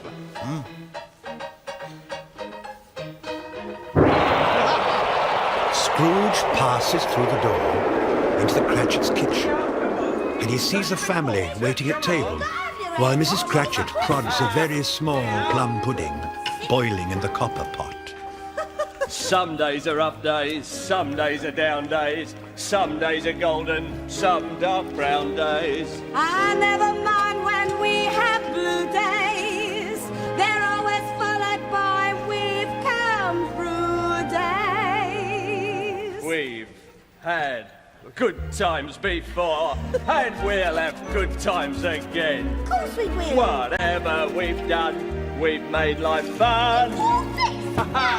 And when things were bad, and bad times we've had, we've fought and we've won for all for one. So when things ain't going right, we try with all of our might. You'll see us unite like fighting men. We know we'll come through, and friends when we do, we'll only know good times again. Oh! The marriage of roast goose and sage and onion stuffing a la Cratchit is one of the culinary miracles of our day. A living legend throughout the length and breadth of Camden Town. The only remaining problem, my dears, is whether to put the stuffing inside the goose or the goose inside the stuffing. But since the ultimate intention is to put both inside ourselves, I don't suppose it much matters. Give it here. We've had good times before, and we'll have good times again. Whatever we've done, we've made life fun. Oh. And when things were bad, and bad times we've had, we fought and we won for all for one. So when things ain't going right, we'll try with all of our might. You'll see us unite like fighting men. And here they are, the one and only carol-singing Cratchits, newly returned from their triumphant musical tour of Regent's Park and the Euston Road. We know we'll come through, and friends when we do, we'll only know good times, goodbye to the bad times, we'll only know good times again. We know we'll come through, and Tim, when we do, we'll only know good times, goodbye to the bad times, we'll only know good times again.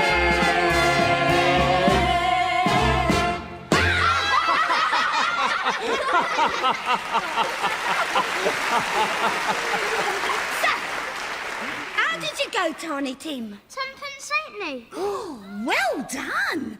And you too, Cathy. Another fantastic coup by young Timothy Cratchit, the financial wizard. At only 7 years of age, the youngest millionaire in the vast Cratchit Empire. Let's put the pennies in the jar, eh? Yeah. Come on, Sam. Oh.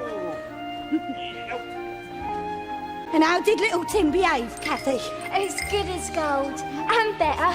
He told me coming home that he hoped that people saw him singing outside the church because he was a cripple. And it might be pleasant to them to remember on Christmas Day? Who made lame beggars walk and blind men see? Well, he gets a bit thoughtful, spending so much time by himself. There you go, son. Ladies and gentlemen, if I may steal a moment of your valuable time, I would like you to drink to the sparkling good health of the two gentlemen whose industry and generosity have made possible our sumptuous Christmas repast. Master Timothy Cratchit and Mr. Ebenezer Scrooge.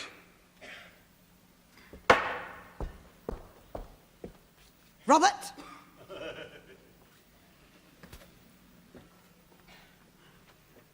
What are you trying to do? Spoil our Christmas? His money paid for the goose, my dear. No, your money paid for the goose, my dear. But he paid me the money. Because you earned it, me love. Oh, believe me, 15 shillings a week at 3p an hour and not a penny raise in 8 years. You earned it. Mr. Scrooge assures me times are hard. Well, he's right. For you they are, but not for himself. Nonetheless, he is the founder of our feast, and we shall drink to him. Quite right. Founder of our feast, indeed. I wish I had him here. I'd give him a piece of my mind to feast upon, and he'd have indigestion for a month. But Ethel, my dear, the children, Christmas. Well, it needs to be Christmas, Bob. For me to drink to a rotten-hearted, stingy old miser like Scrooge. But Ethel, you can't... You know he is, Bob. Nobody knows it better than you. Me love.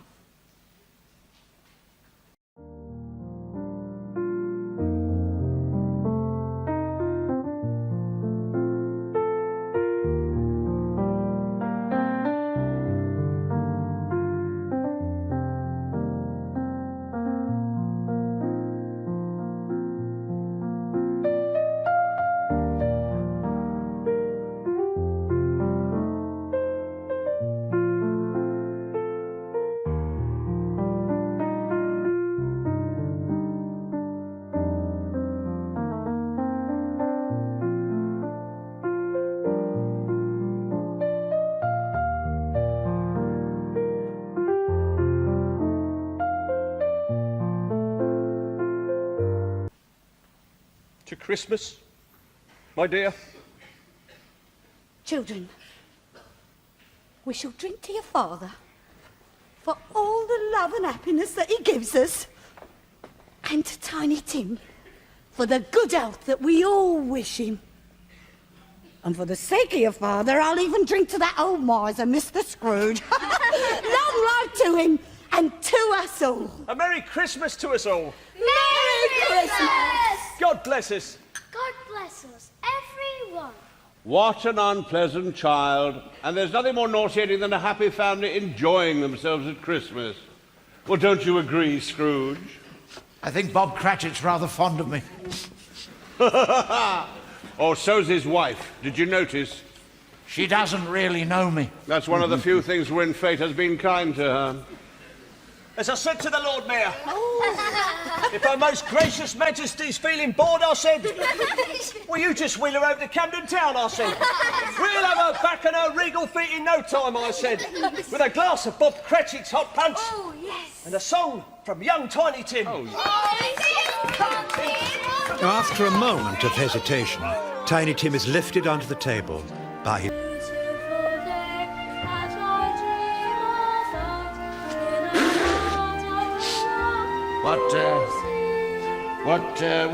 What'll become of him, Tiny Tim?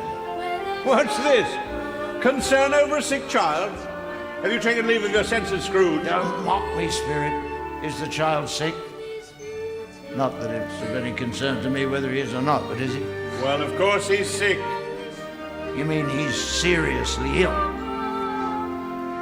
Will he live? Well, will he?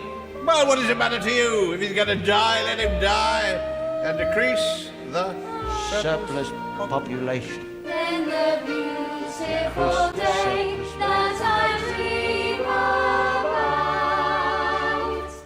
would be here and now.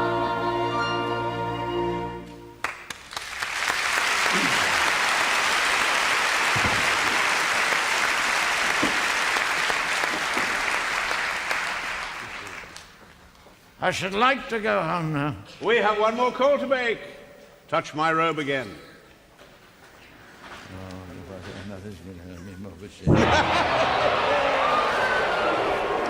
In his nephew's sitting room, there's firelight and candle glow. Happy, smiling children and grown-ups are at the dizzy height of a Christmas party playing blind man's buff. I think Topper can see that blindfold. He keeps chasing Mary. Well, you can't blame him, can you? Harry, you're outrageous. Why, Mary, it's you. Right. Grown-ups, all stay here. Harry, you top up everyone's drinks. Right. Mary and Topper, you choose the next game. Now come along, children. Follow me. Hot mince pies and milk in the playroom. Oh, hooray! Come on, Scrooge, don't be afraid. I'm guest of honor, remember? Christmas! Ladies and gentlemen, will you please honor me with your undivided attention? That famous moment has arrived that I know you all look forward to in this house every Christmas Eve, when I ask you to drink to the good health and long life of my celebrated uncle, Ebenezer Scrooge. Did you hear that? I may have misjudged the boy after all. Harry, I visited you every Christmas for the past 5 years, and to this day I cannot understand this extraordinary ritual of drinking to the health of your Uncle Ebenezer. Everyone knows he's the most miserable old skinflint that ever walked God's earth. Who's he? Oh, just a friend. My dear Topper, it's very simple. He is indeed the most despicable old miser. Worse than you could ever possibly imagine. You're enjoying this, aren't you? Believe it or not, he likes you. But I look at it this way. If I can wish a Merry Christmas to him, who is beyond dispute the most obnoxious and parsimonious of all living creatures, then I know in my heart I'm truly a man of goodwill. You're a rascal. Now that I'll drink to. I don't like you at all. Wait, there's more. And besides, I like old Scrooge. What did I tell you? No, I truly do. God knows I have little enough reason to do so after the way he treated our family. But I can't help feeling that hidden somewhere inside that loathsome old carcass of his is a different man fighting to get out. Careful, Harry. He could be even worse than the one you already know. God forbid, Topper. Anyway, that's the reason I invite him to come here every Christmas, in the forlorn hope that one day he might just drop by and pick up enough goodwill to raise his clerk's wages by 5 shillings a week. Absolutely. And God knows it's high time he did. Here, here. You're very free with other people's money, aren't you? All right, Harry, now that's enough. I refuse to have my Christmas haunted by your silly old Uncle Ebenezer. If you only knew, my dear Scrooge. All right, what shall we play? Murder! Postman's knock. I know. We'll all sing The Minister's Cat. You're so useless at it, Harry. As for you, nephew, if you were in my will, which or not, I would disinherit you. Raise my clerk's wages. Humbug to you, sir, humbug! Oh, come on, Scrooge. You need some more of this. I remember this tune. We used to sing it at old Fezziwig's. Now I can dance. Now remember, one line each. Now let's see if we can get through the whole alphabet without making a mistake. Ready, steady, go. A. The minister's cat. Yes, The minister's cat. boring cat. The minister's cat. Charming cat. The minister's cat is a darling cat. The minister's cat is an evil cat. The minister's cat is a frightful cat. On a Tuesday. Ask me one, ask me one. The minister's cat is a grumpy cat. Yes, the minister's cat is a hungry cat. The minister's cat is An idiot cat. on a Wednesday. Ask me one, ask me. The minister's cat is a Jealous cat. The minister's cat is a kindly cat. The minister's cat is a lonely cat. The minister's cat is a I do. M. Say Mary. You've got 3 seconds. Say Mary. Say Mary. Say Mary. Mary!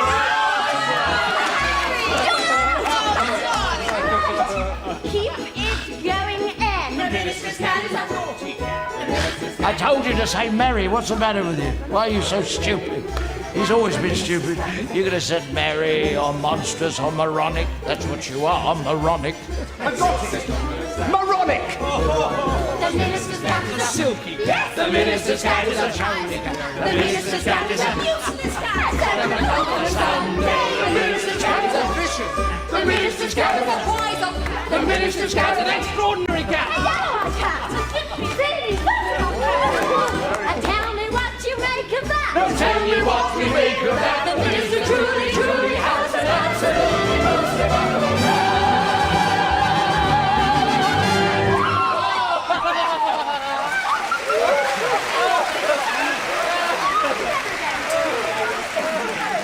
That was wonderful. Absolutely marvellous. My word. That is such a fun game. I can't believe how stupid you are. Harry, it's late. Lovely evening. We must be going. Well, it's Christmas in the morning. Oh, going so soon. What a pity. But it was a wonderful evening, wasn't it? I like that minister's cat thing. I thought I was rather good at it, didn't you? Good night! Good night! Thank you so much for coming. I can honestly say I haven't enjoyed a Christmas so much since I was a young apprentice at old Fezziwig's all those years ago. What wonderful Christmases we used to have. They were enchanting. He had this daughter. Good night, my dear. Merry Christmas. Topper! I shall try to get Uncle Ebenezer here for you next year. Ooh, don't bother. I don't like you at all. Good night, Mary. Good night, everybody. Merry Christmas. Good night,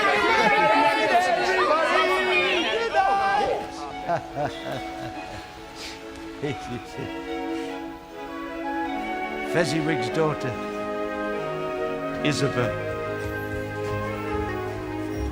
Happiness was standing beside me. I could see her. She could see me.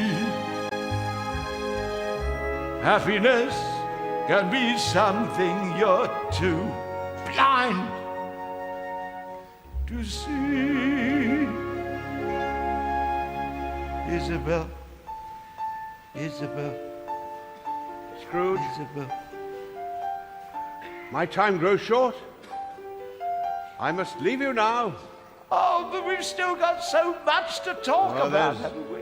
There's never enough time to do and say all the things you wish. The thing is, do as much as you can with the time you have. Let's have one more Remember, drink. Scrooge, Just one. time is short. And suddenly you're not there anymore. Oh, no, don't go. Don't leave me.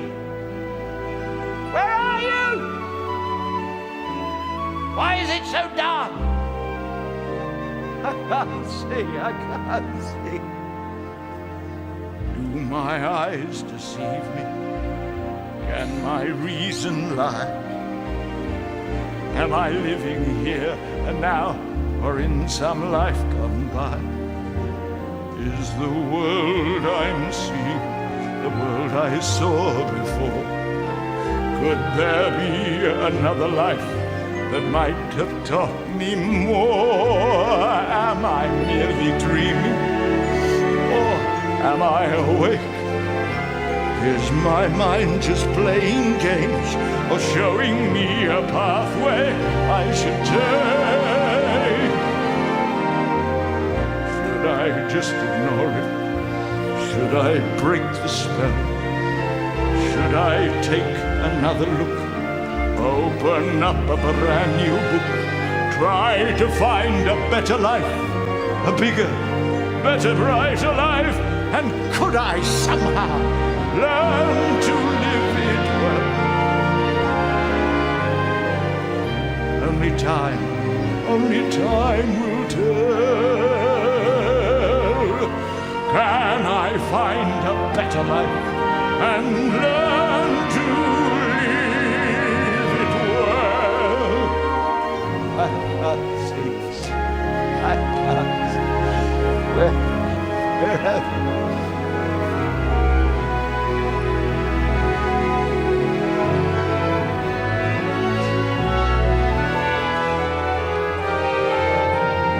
Dare I just ignore it? Dare I break the spell? Dare I take another look? Open up a brand new book. Try to find a better life, a bigger, better, brighter life. And could I somehow learn to live it well? Only time will tell. There's still time to get alive, to find myself a better life, and learn to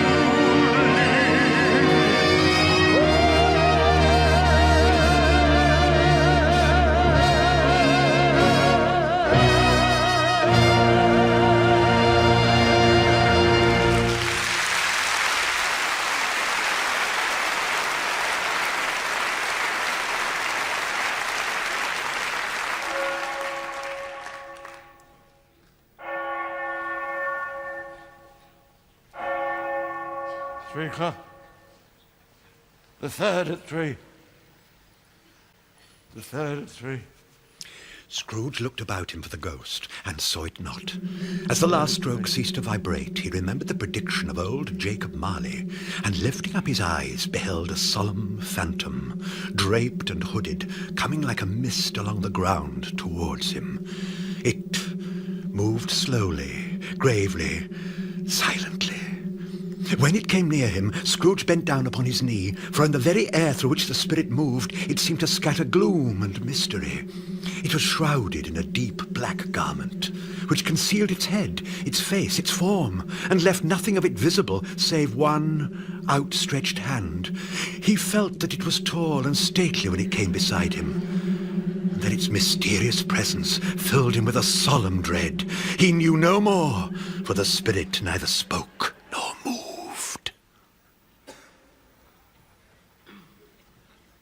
Are you the ghost of Christmas yet to come? And are you to show me shadows of the things that will happen in the life before us? Is that so, Spirit? Oh, ghost of the future, I fear you more than any other phantom I have seen. But as I know your purpose is to do me good, and as I long to be a man other than what I was, I am prepared to bear you company.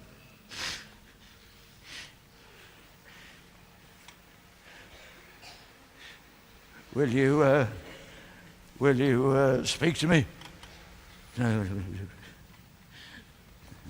The night is waning fast, and I know this time is precious to me. Lead on, Spirit. Lead on. Once again, he was marvelously transported to the street outside his office to find a crowd of gleeful people, but he was not to know his own coffin was the object of their celebration. There it is, my friends! Shining as bright as the happy thoughts the mere mention of the name Scrooge brings to our minds. Ladies and gentlemen, we are gathered here today because we are united by a common bond. Namely, our feelings of gratitude to Mr. Ebenezer Scrooge. Is this the future? I don't think any one of us could ever hope to find the words to describe the true depth of our feelings towards him. All right, settle down. That's Tom Jenkins, the hot soup man. He owes me £6. He looks uncommonly happy for a man so deep in debt. I completely understand how emotional you all feel about this most important celebration. All these people owe me money, and they love me, and I didn't know it. But may I kindly ask you to hold your emotions in check. We are all deeply moved.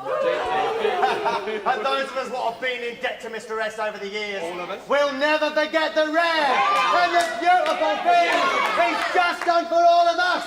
Right! What did I do? What did I do?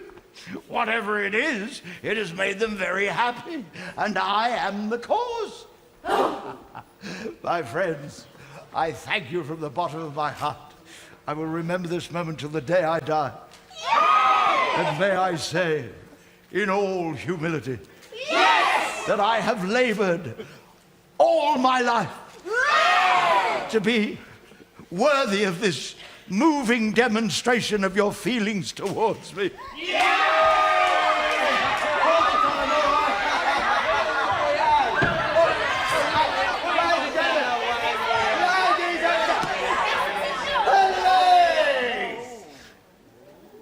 Thank you.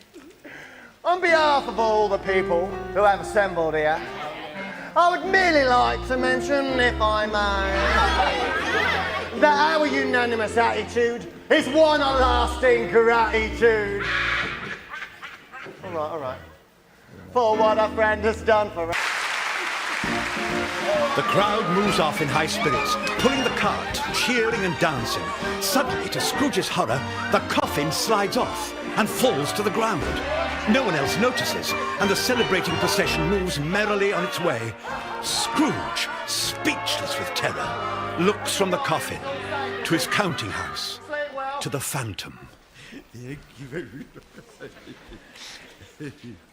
Spirit, I will not forget the lesson.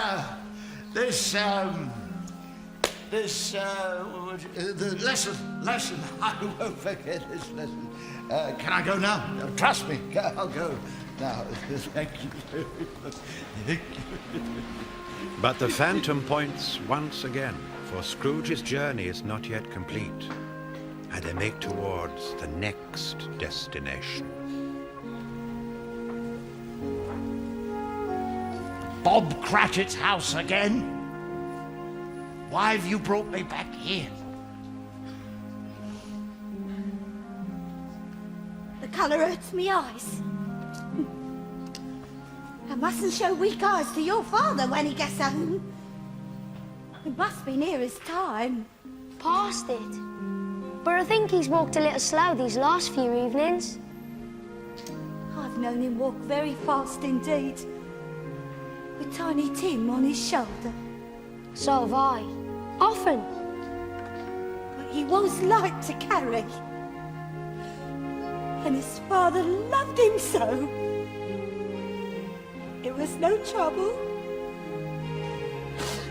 No trouble.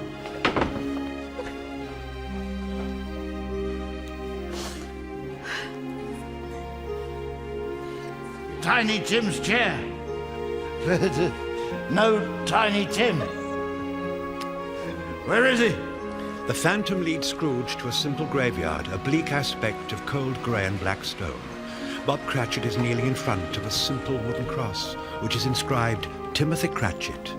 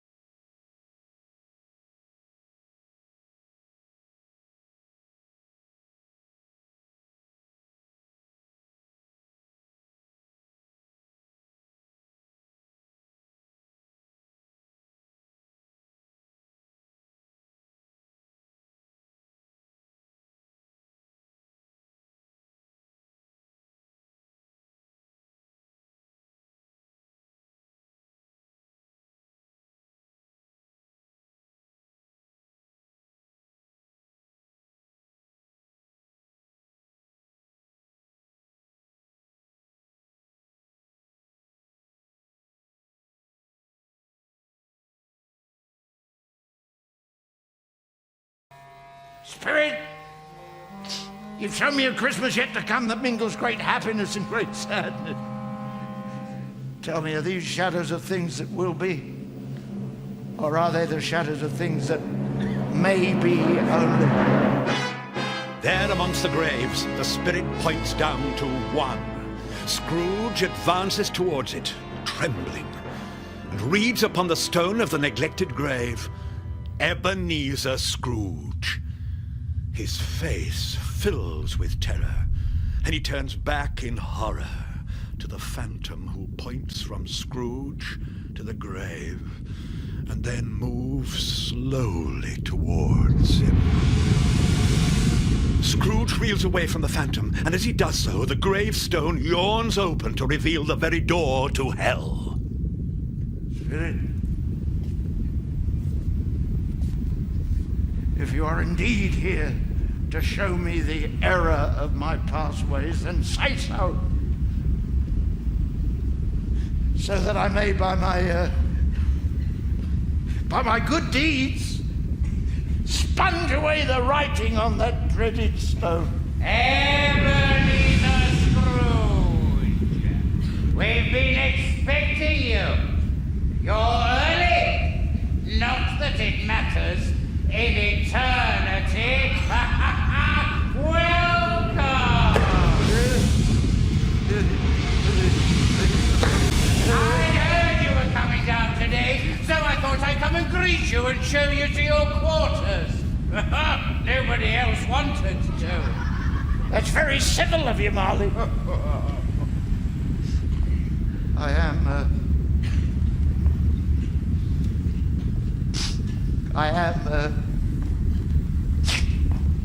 dead, am I not? As a coffin nail. I was rather hoping I'd end up there. You were, indeed, yes.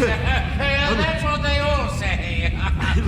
You may find your office rather cramped, but not, I trust, unfamiliar. Office? Your activities in life were so pleasing to Lucifer that he has appointed you to be his personal clerk. A singular honor. You will, so to speak, be to him what Bob Cratchit was to you.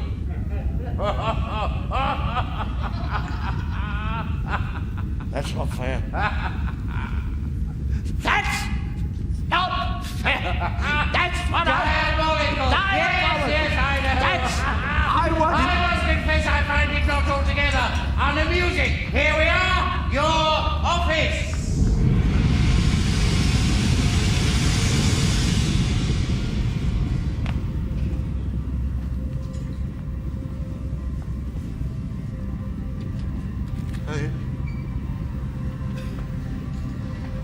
It's freezing cold in here. Yes, Lucifer turned the heat off. He thought it might make you drowsy. You'll be the only man in hell who's chilly. Well, watch out for the rats. They nibble. Rats? I almost forgot. I knew there was something. They apologized that your chain wasn't ready for your arrival. But it was so big, they had to take on extra little devils at the foundry to finish it. Ah, here it is now. My word, it's bigger than I thought it would be. Makes mine look like a watch chain. I can't wear that. I won't be able to move. Jacob, don't let them do this to me. It is quite a chain, isn't it? Jacob, please don't let me. Spirit, help me, I pray you. I'm not the man I was. I swear to you, I will keep the spirit of Christmas in my heart. And every day of the year, only spare me, that I may prove it to you. A Merry Christmas, Ebenezer Scrooge!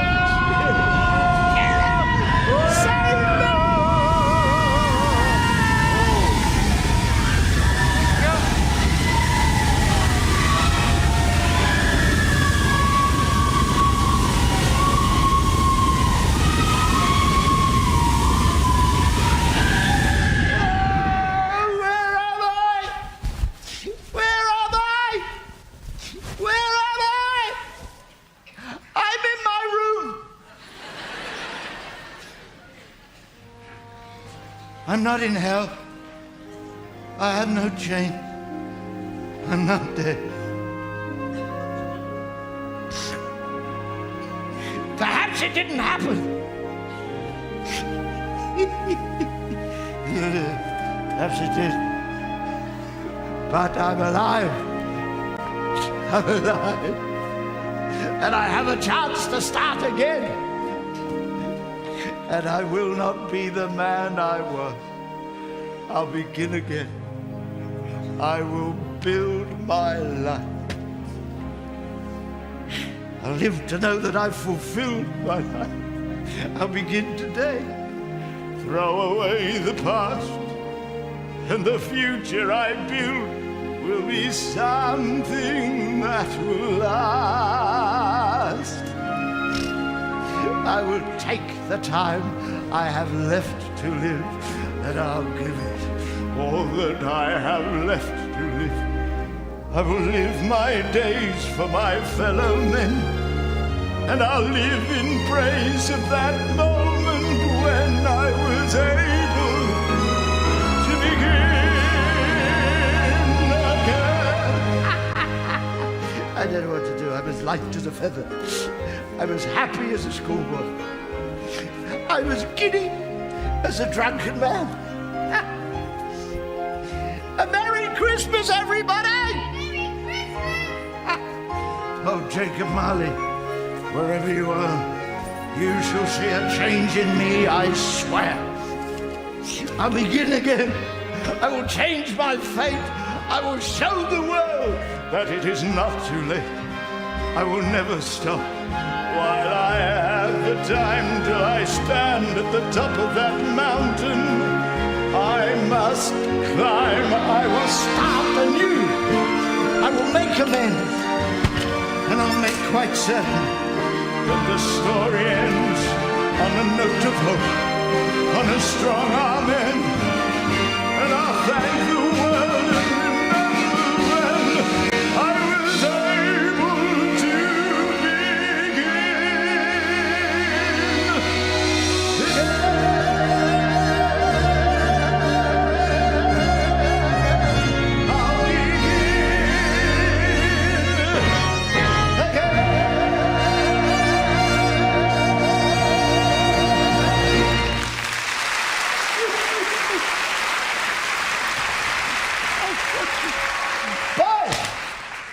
is it?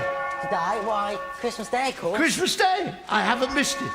Do you know the butcher shop in the next street but one? I should hope so. I should hope so. What an intelligent boy. What a remarkable boy. Do you happen to know whether the prize turkey in the window has been sold yet? Not the big one, the enormous one. You mean the one as big as me? What a delightful boy. So witty. It's a pleasure to do business with you. Yes, that's the one. It's still there. I want you to buy it for me. What's that? Here's 2 sovereigns. Go to the butcher's, tell him to open his shop. You be standing there in 5 minutes with that turkey in your arms, and I'll give you a shilling. I'll give you 2 shillings. I'll give you half a crown. Go on, run, run, run! What a lovely boy. I think I'm going to like children. Mr. Scrooge? Good morning, Pringle! Good morning. Mrs. Pringle. A Merry Christmas, Pringle. Merry Christmas, Mr. I Scrooge. want toys, lots of toys for all my young friends on this magic day. Toys, Mr. Yes, Scrooge? toys. Don't stand there, man. Make a list. List, yes. I'll have the dolly in the corner, the little Dolly, dolls, and the pop-up, and the roundabout, and the swings, and the soldiers, and the kites, and I'll have some bows. I'll take the whole lot. How much will that be? How much, Mr. Scrooge? Never mind. You take the lot. Here's some syrup. You take. I'll need the help of several children to carry the toys. Each will have half a crown. Yes, Mr. Scrooge. That's what I call a turkey. It's twice the size of Tiny Tim. Well done, dear boy. A Merry Christmas, dear Pringle. Merry Christmas, Mr. Scrooge. That is old Mr. Scrooge, isn't it? Well, yes. Oh, Mr. Scrooge! Yes. What has happened? What has happened, my dear Bissett? It's very simple. I've discovered that I like life. Life likes me. Life and I fairly fully agree. Life is fine. Life is good, especially mine, which is just as it should be. I like pouring the wine, and why not? Life's a pleasure that I deny not. Mr. Hearty, Mr. Mr. Jollygood. A Merry Christmas to you, gentlemen. Merry Christmas, Mr. Scrooge. Come to my office on Monday, and I'll give you 100 guineas for your most worthy cause. And the same every year. But, Mr. Scrooge, why? Why?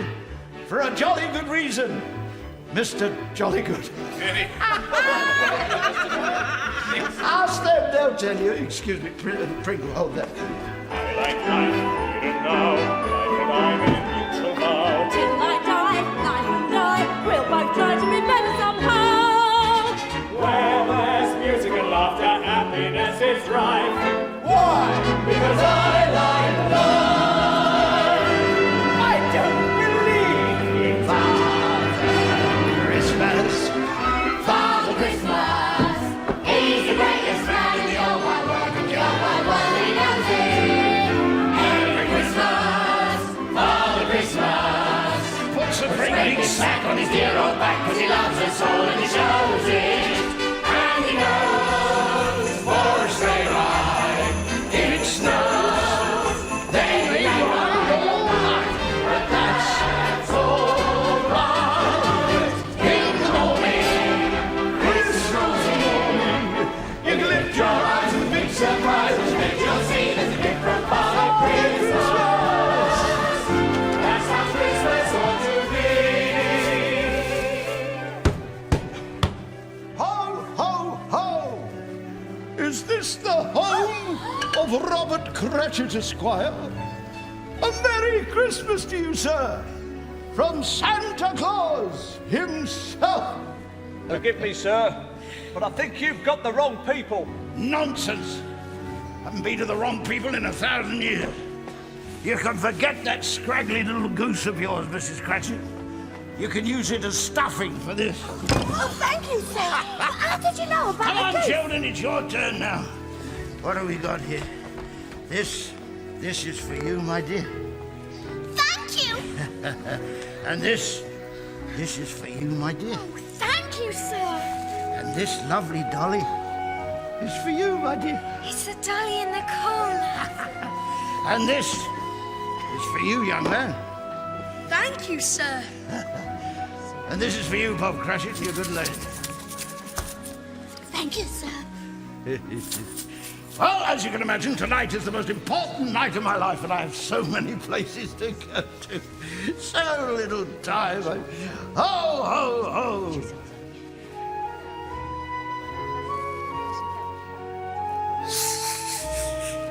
What am I thinking of? This is for you. Take the top of that. What do you think of that? You didn't steal it, did you? A Merry Christmas, Tiny Tim.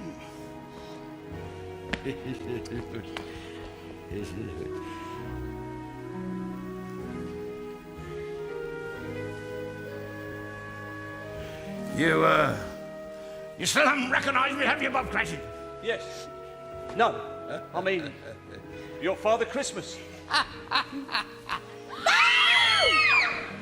It's Mr. Scrooge! He's gone mad! It's all right, my dear. There's nothing to be frightened of. No, there's nothing to be frightened of, Mrs. Cratchit. And on Monday, when I double your salary... Double? He has gone mad. We're going to sit down and discuss what I can do to help you and your family. And the first thing we're going to do is to find the right doctors to make Tiny Tim well. And we will make him well again, you know. Bob. Yes. I believe you. I believe anything. And may this be the merriest Christmas of all our lives. God bless us, everyone.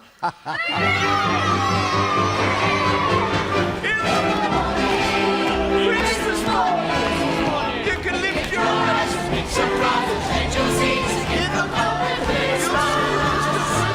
The morning Christmas, that's how Christmas ought to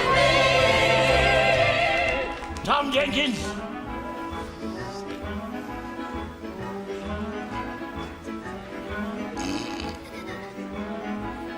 About that £6 you owe me. You agree to a few days more, Mr. Scrooge? I just need some time. Keep it! It's my Christmas present to you. God bless you this Christmas day, Mr. Scrooge. Thank you very much. Thank you very much. That's the nicest thing that anyone's ever done for me. It seems a bit bizarre, but things the way they are. It looks as though that goes for all of you who owe me money. From now on, you can keep it. From this day forth, all my debts are forgiven.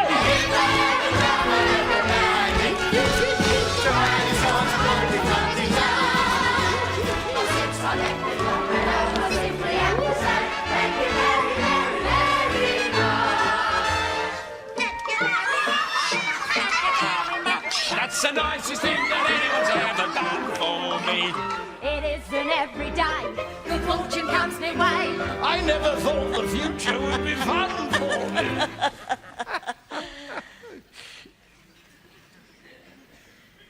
Uncle Ebenezer? Is it you? Yes, a Merry Christmas, dear boy. And to your charming bride. We were just on our way to your house for some gifts. Pringle! This is from an old fool who desperately regrets all the Christmases past that we might have shared together. And this is for you, my dear. A sort of belated wedding gift. Ebenezer. Thank you. Oh, Christmas lunch is sharp at 3. May we expect you? oh yes, I'll be there. Christmas lunch. My word, you're a pretty woman. You remind me of somebody I used to know. Why don't you come with us? We're giving away gifts. Such a nice thing to do. I love Christmas. I love people. I love children. I love everybody. Happiness is a new friend. One I truly recommend. Happiness you will soon see. Makes us all a family. Now I see that happiness is wherever loved ones it to be. Scrooge was better than his word. He did it all, and infinitely more. And to Tiny Tim, who did not die, he was a second father. He became as good a friend, as good a master, and as good a man as the good old city knew, or any other good old city, town, or borough in the good old world. Some people laughed to see the alteration in him, but he let them laugh.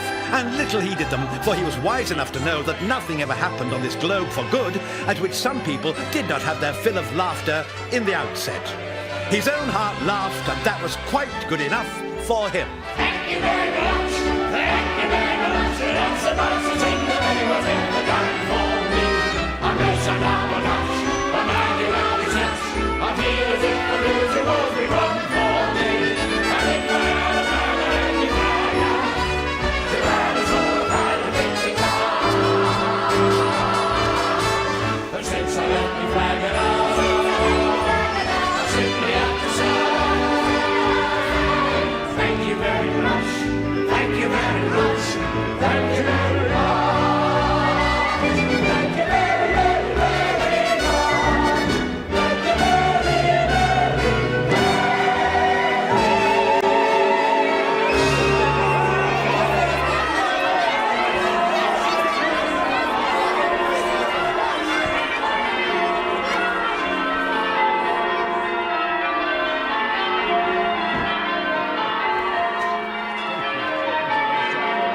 Cheers, I'll be there. Look forward to it.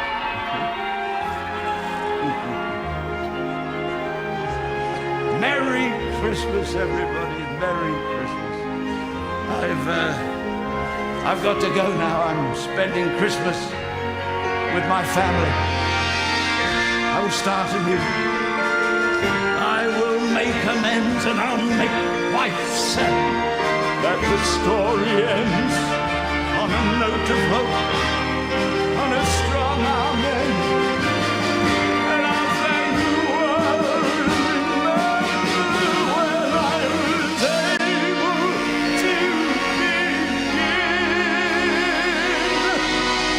again.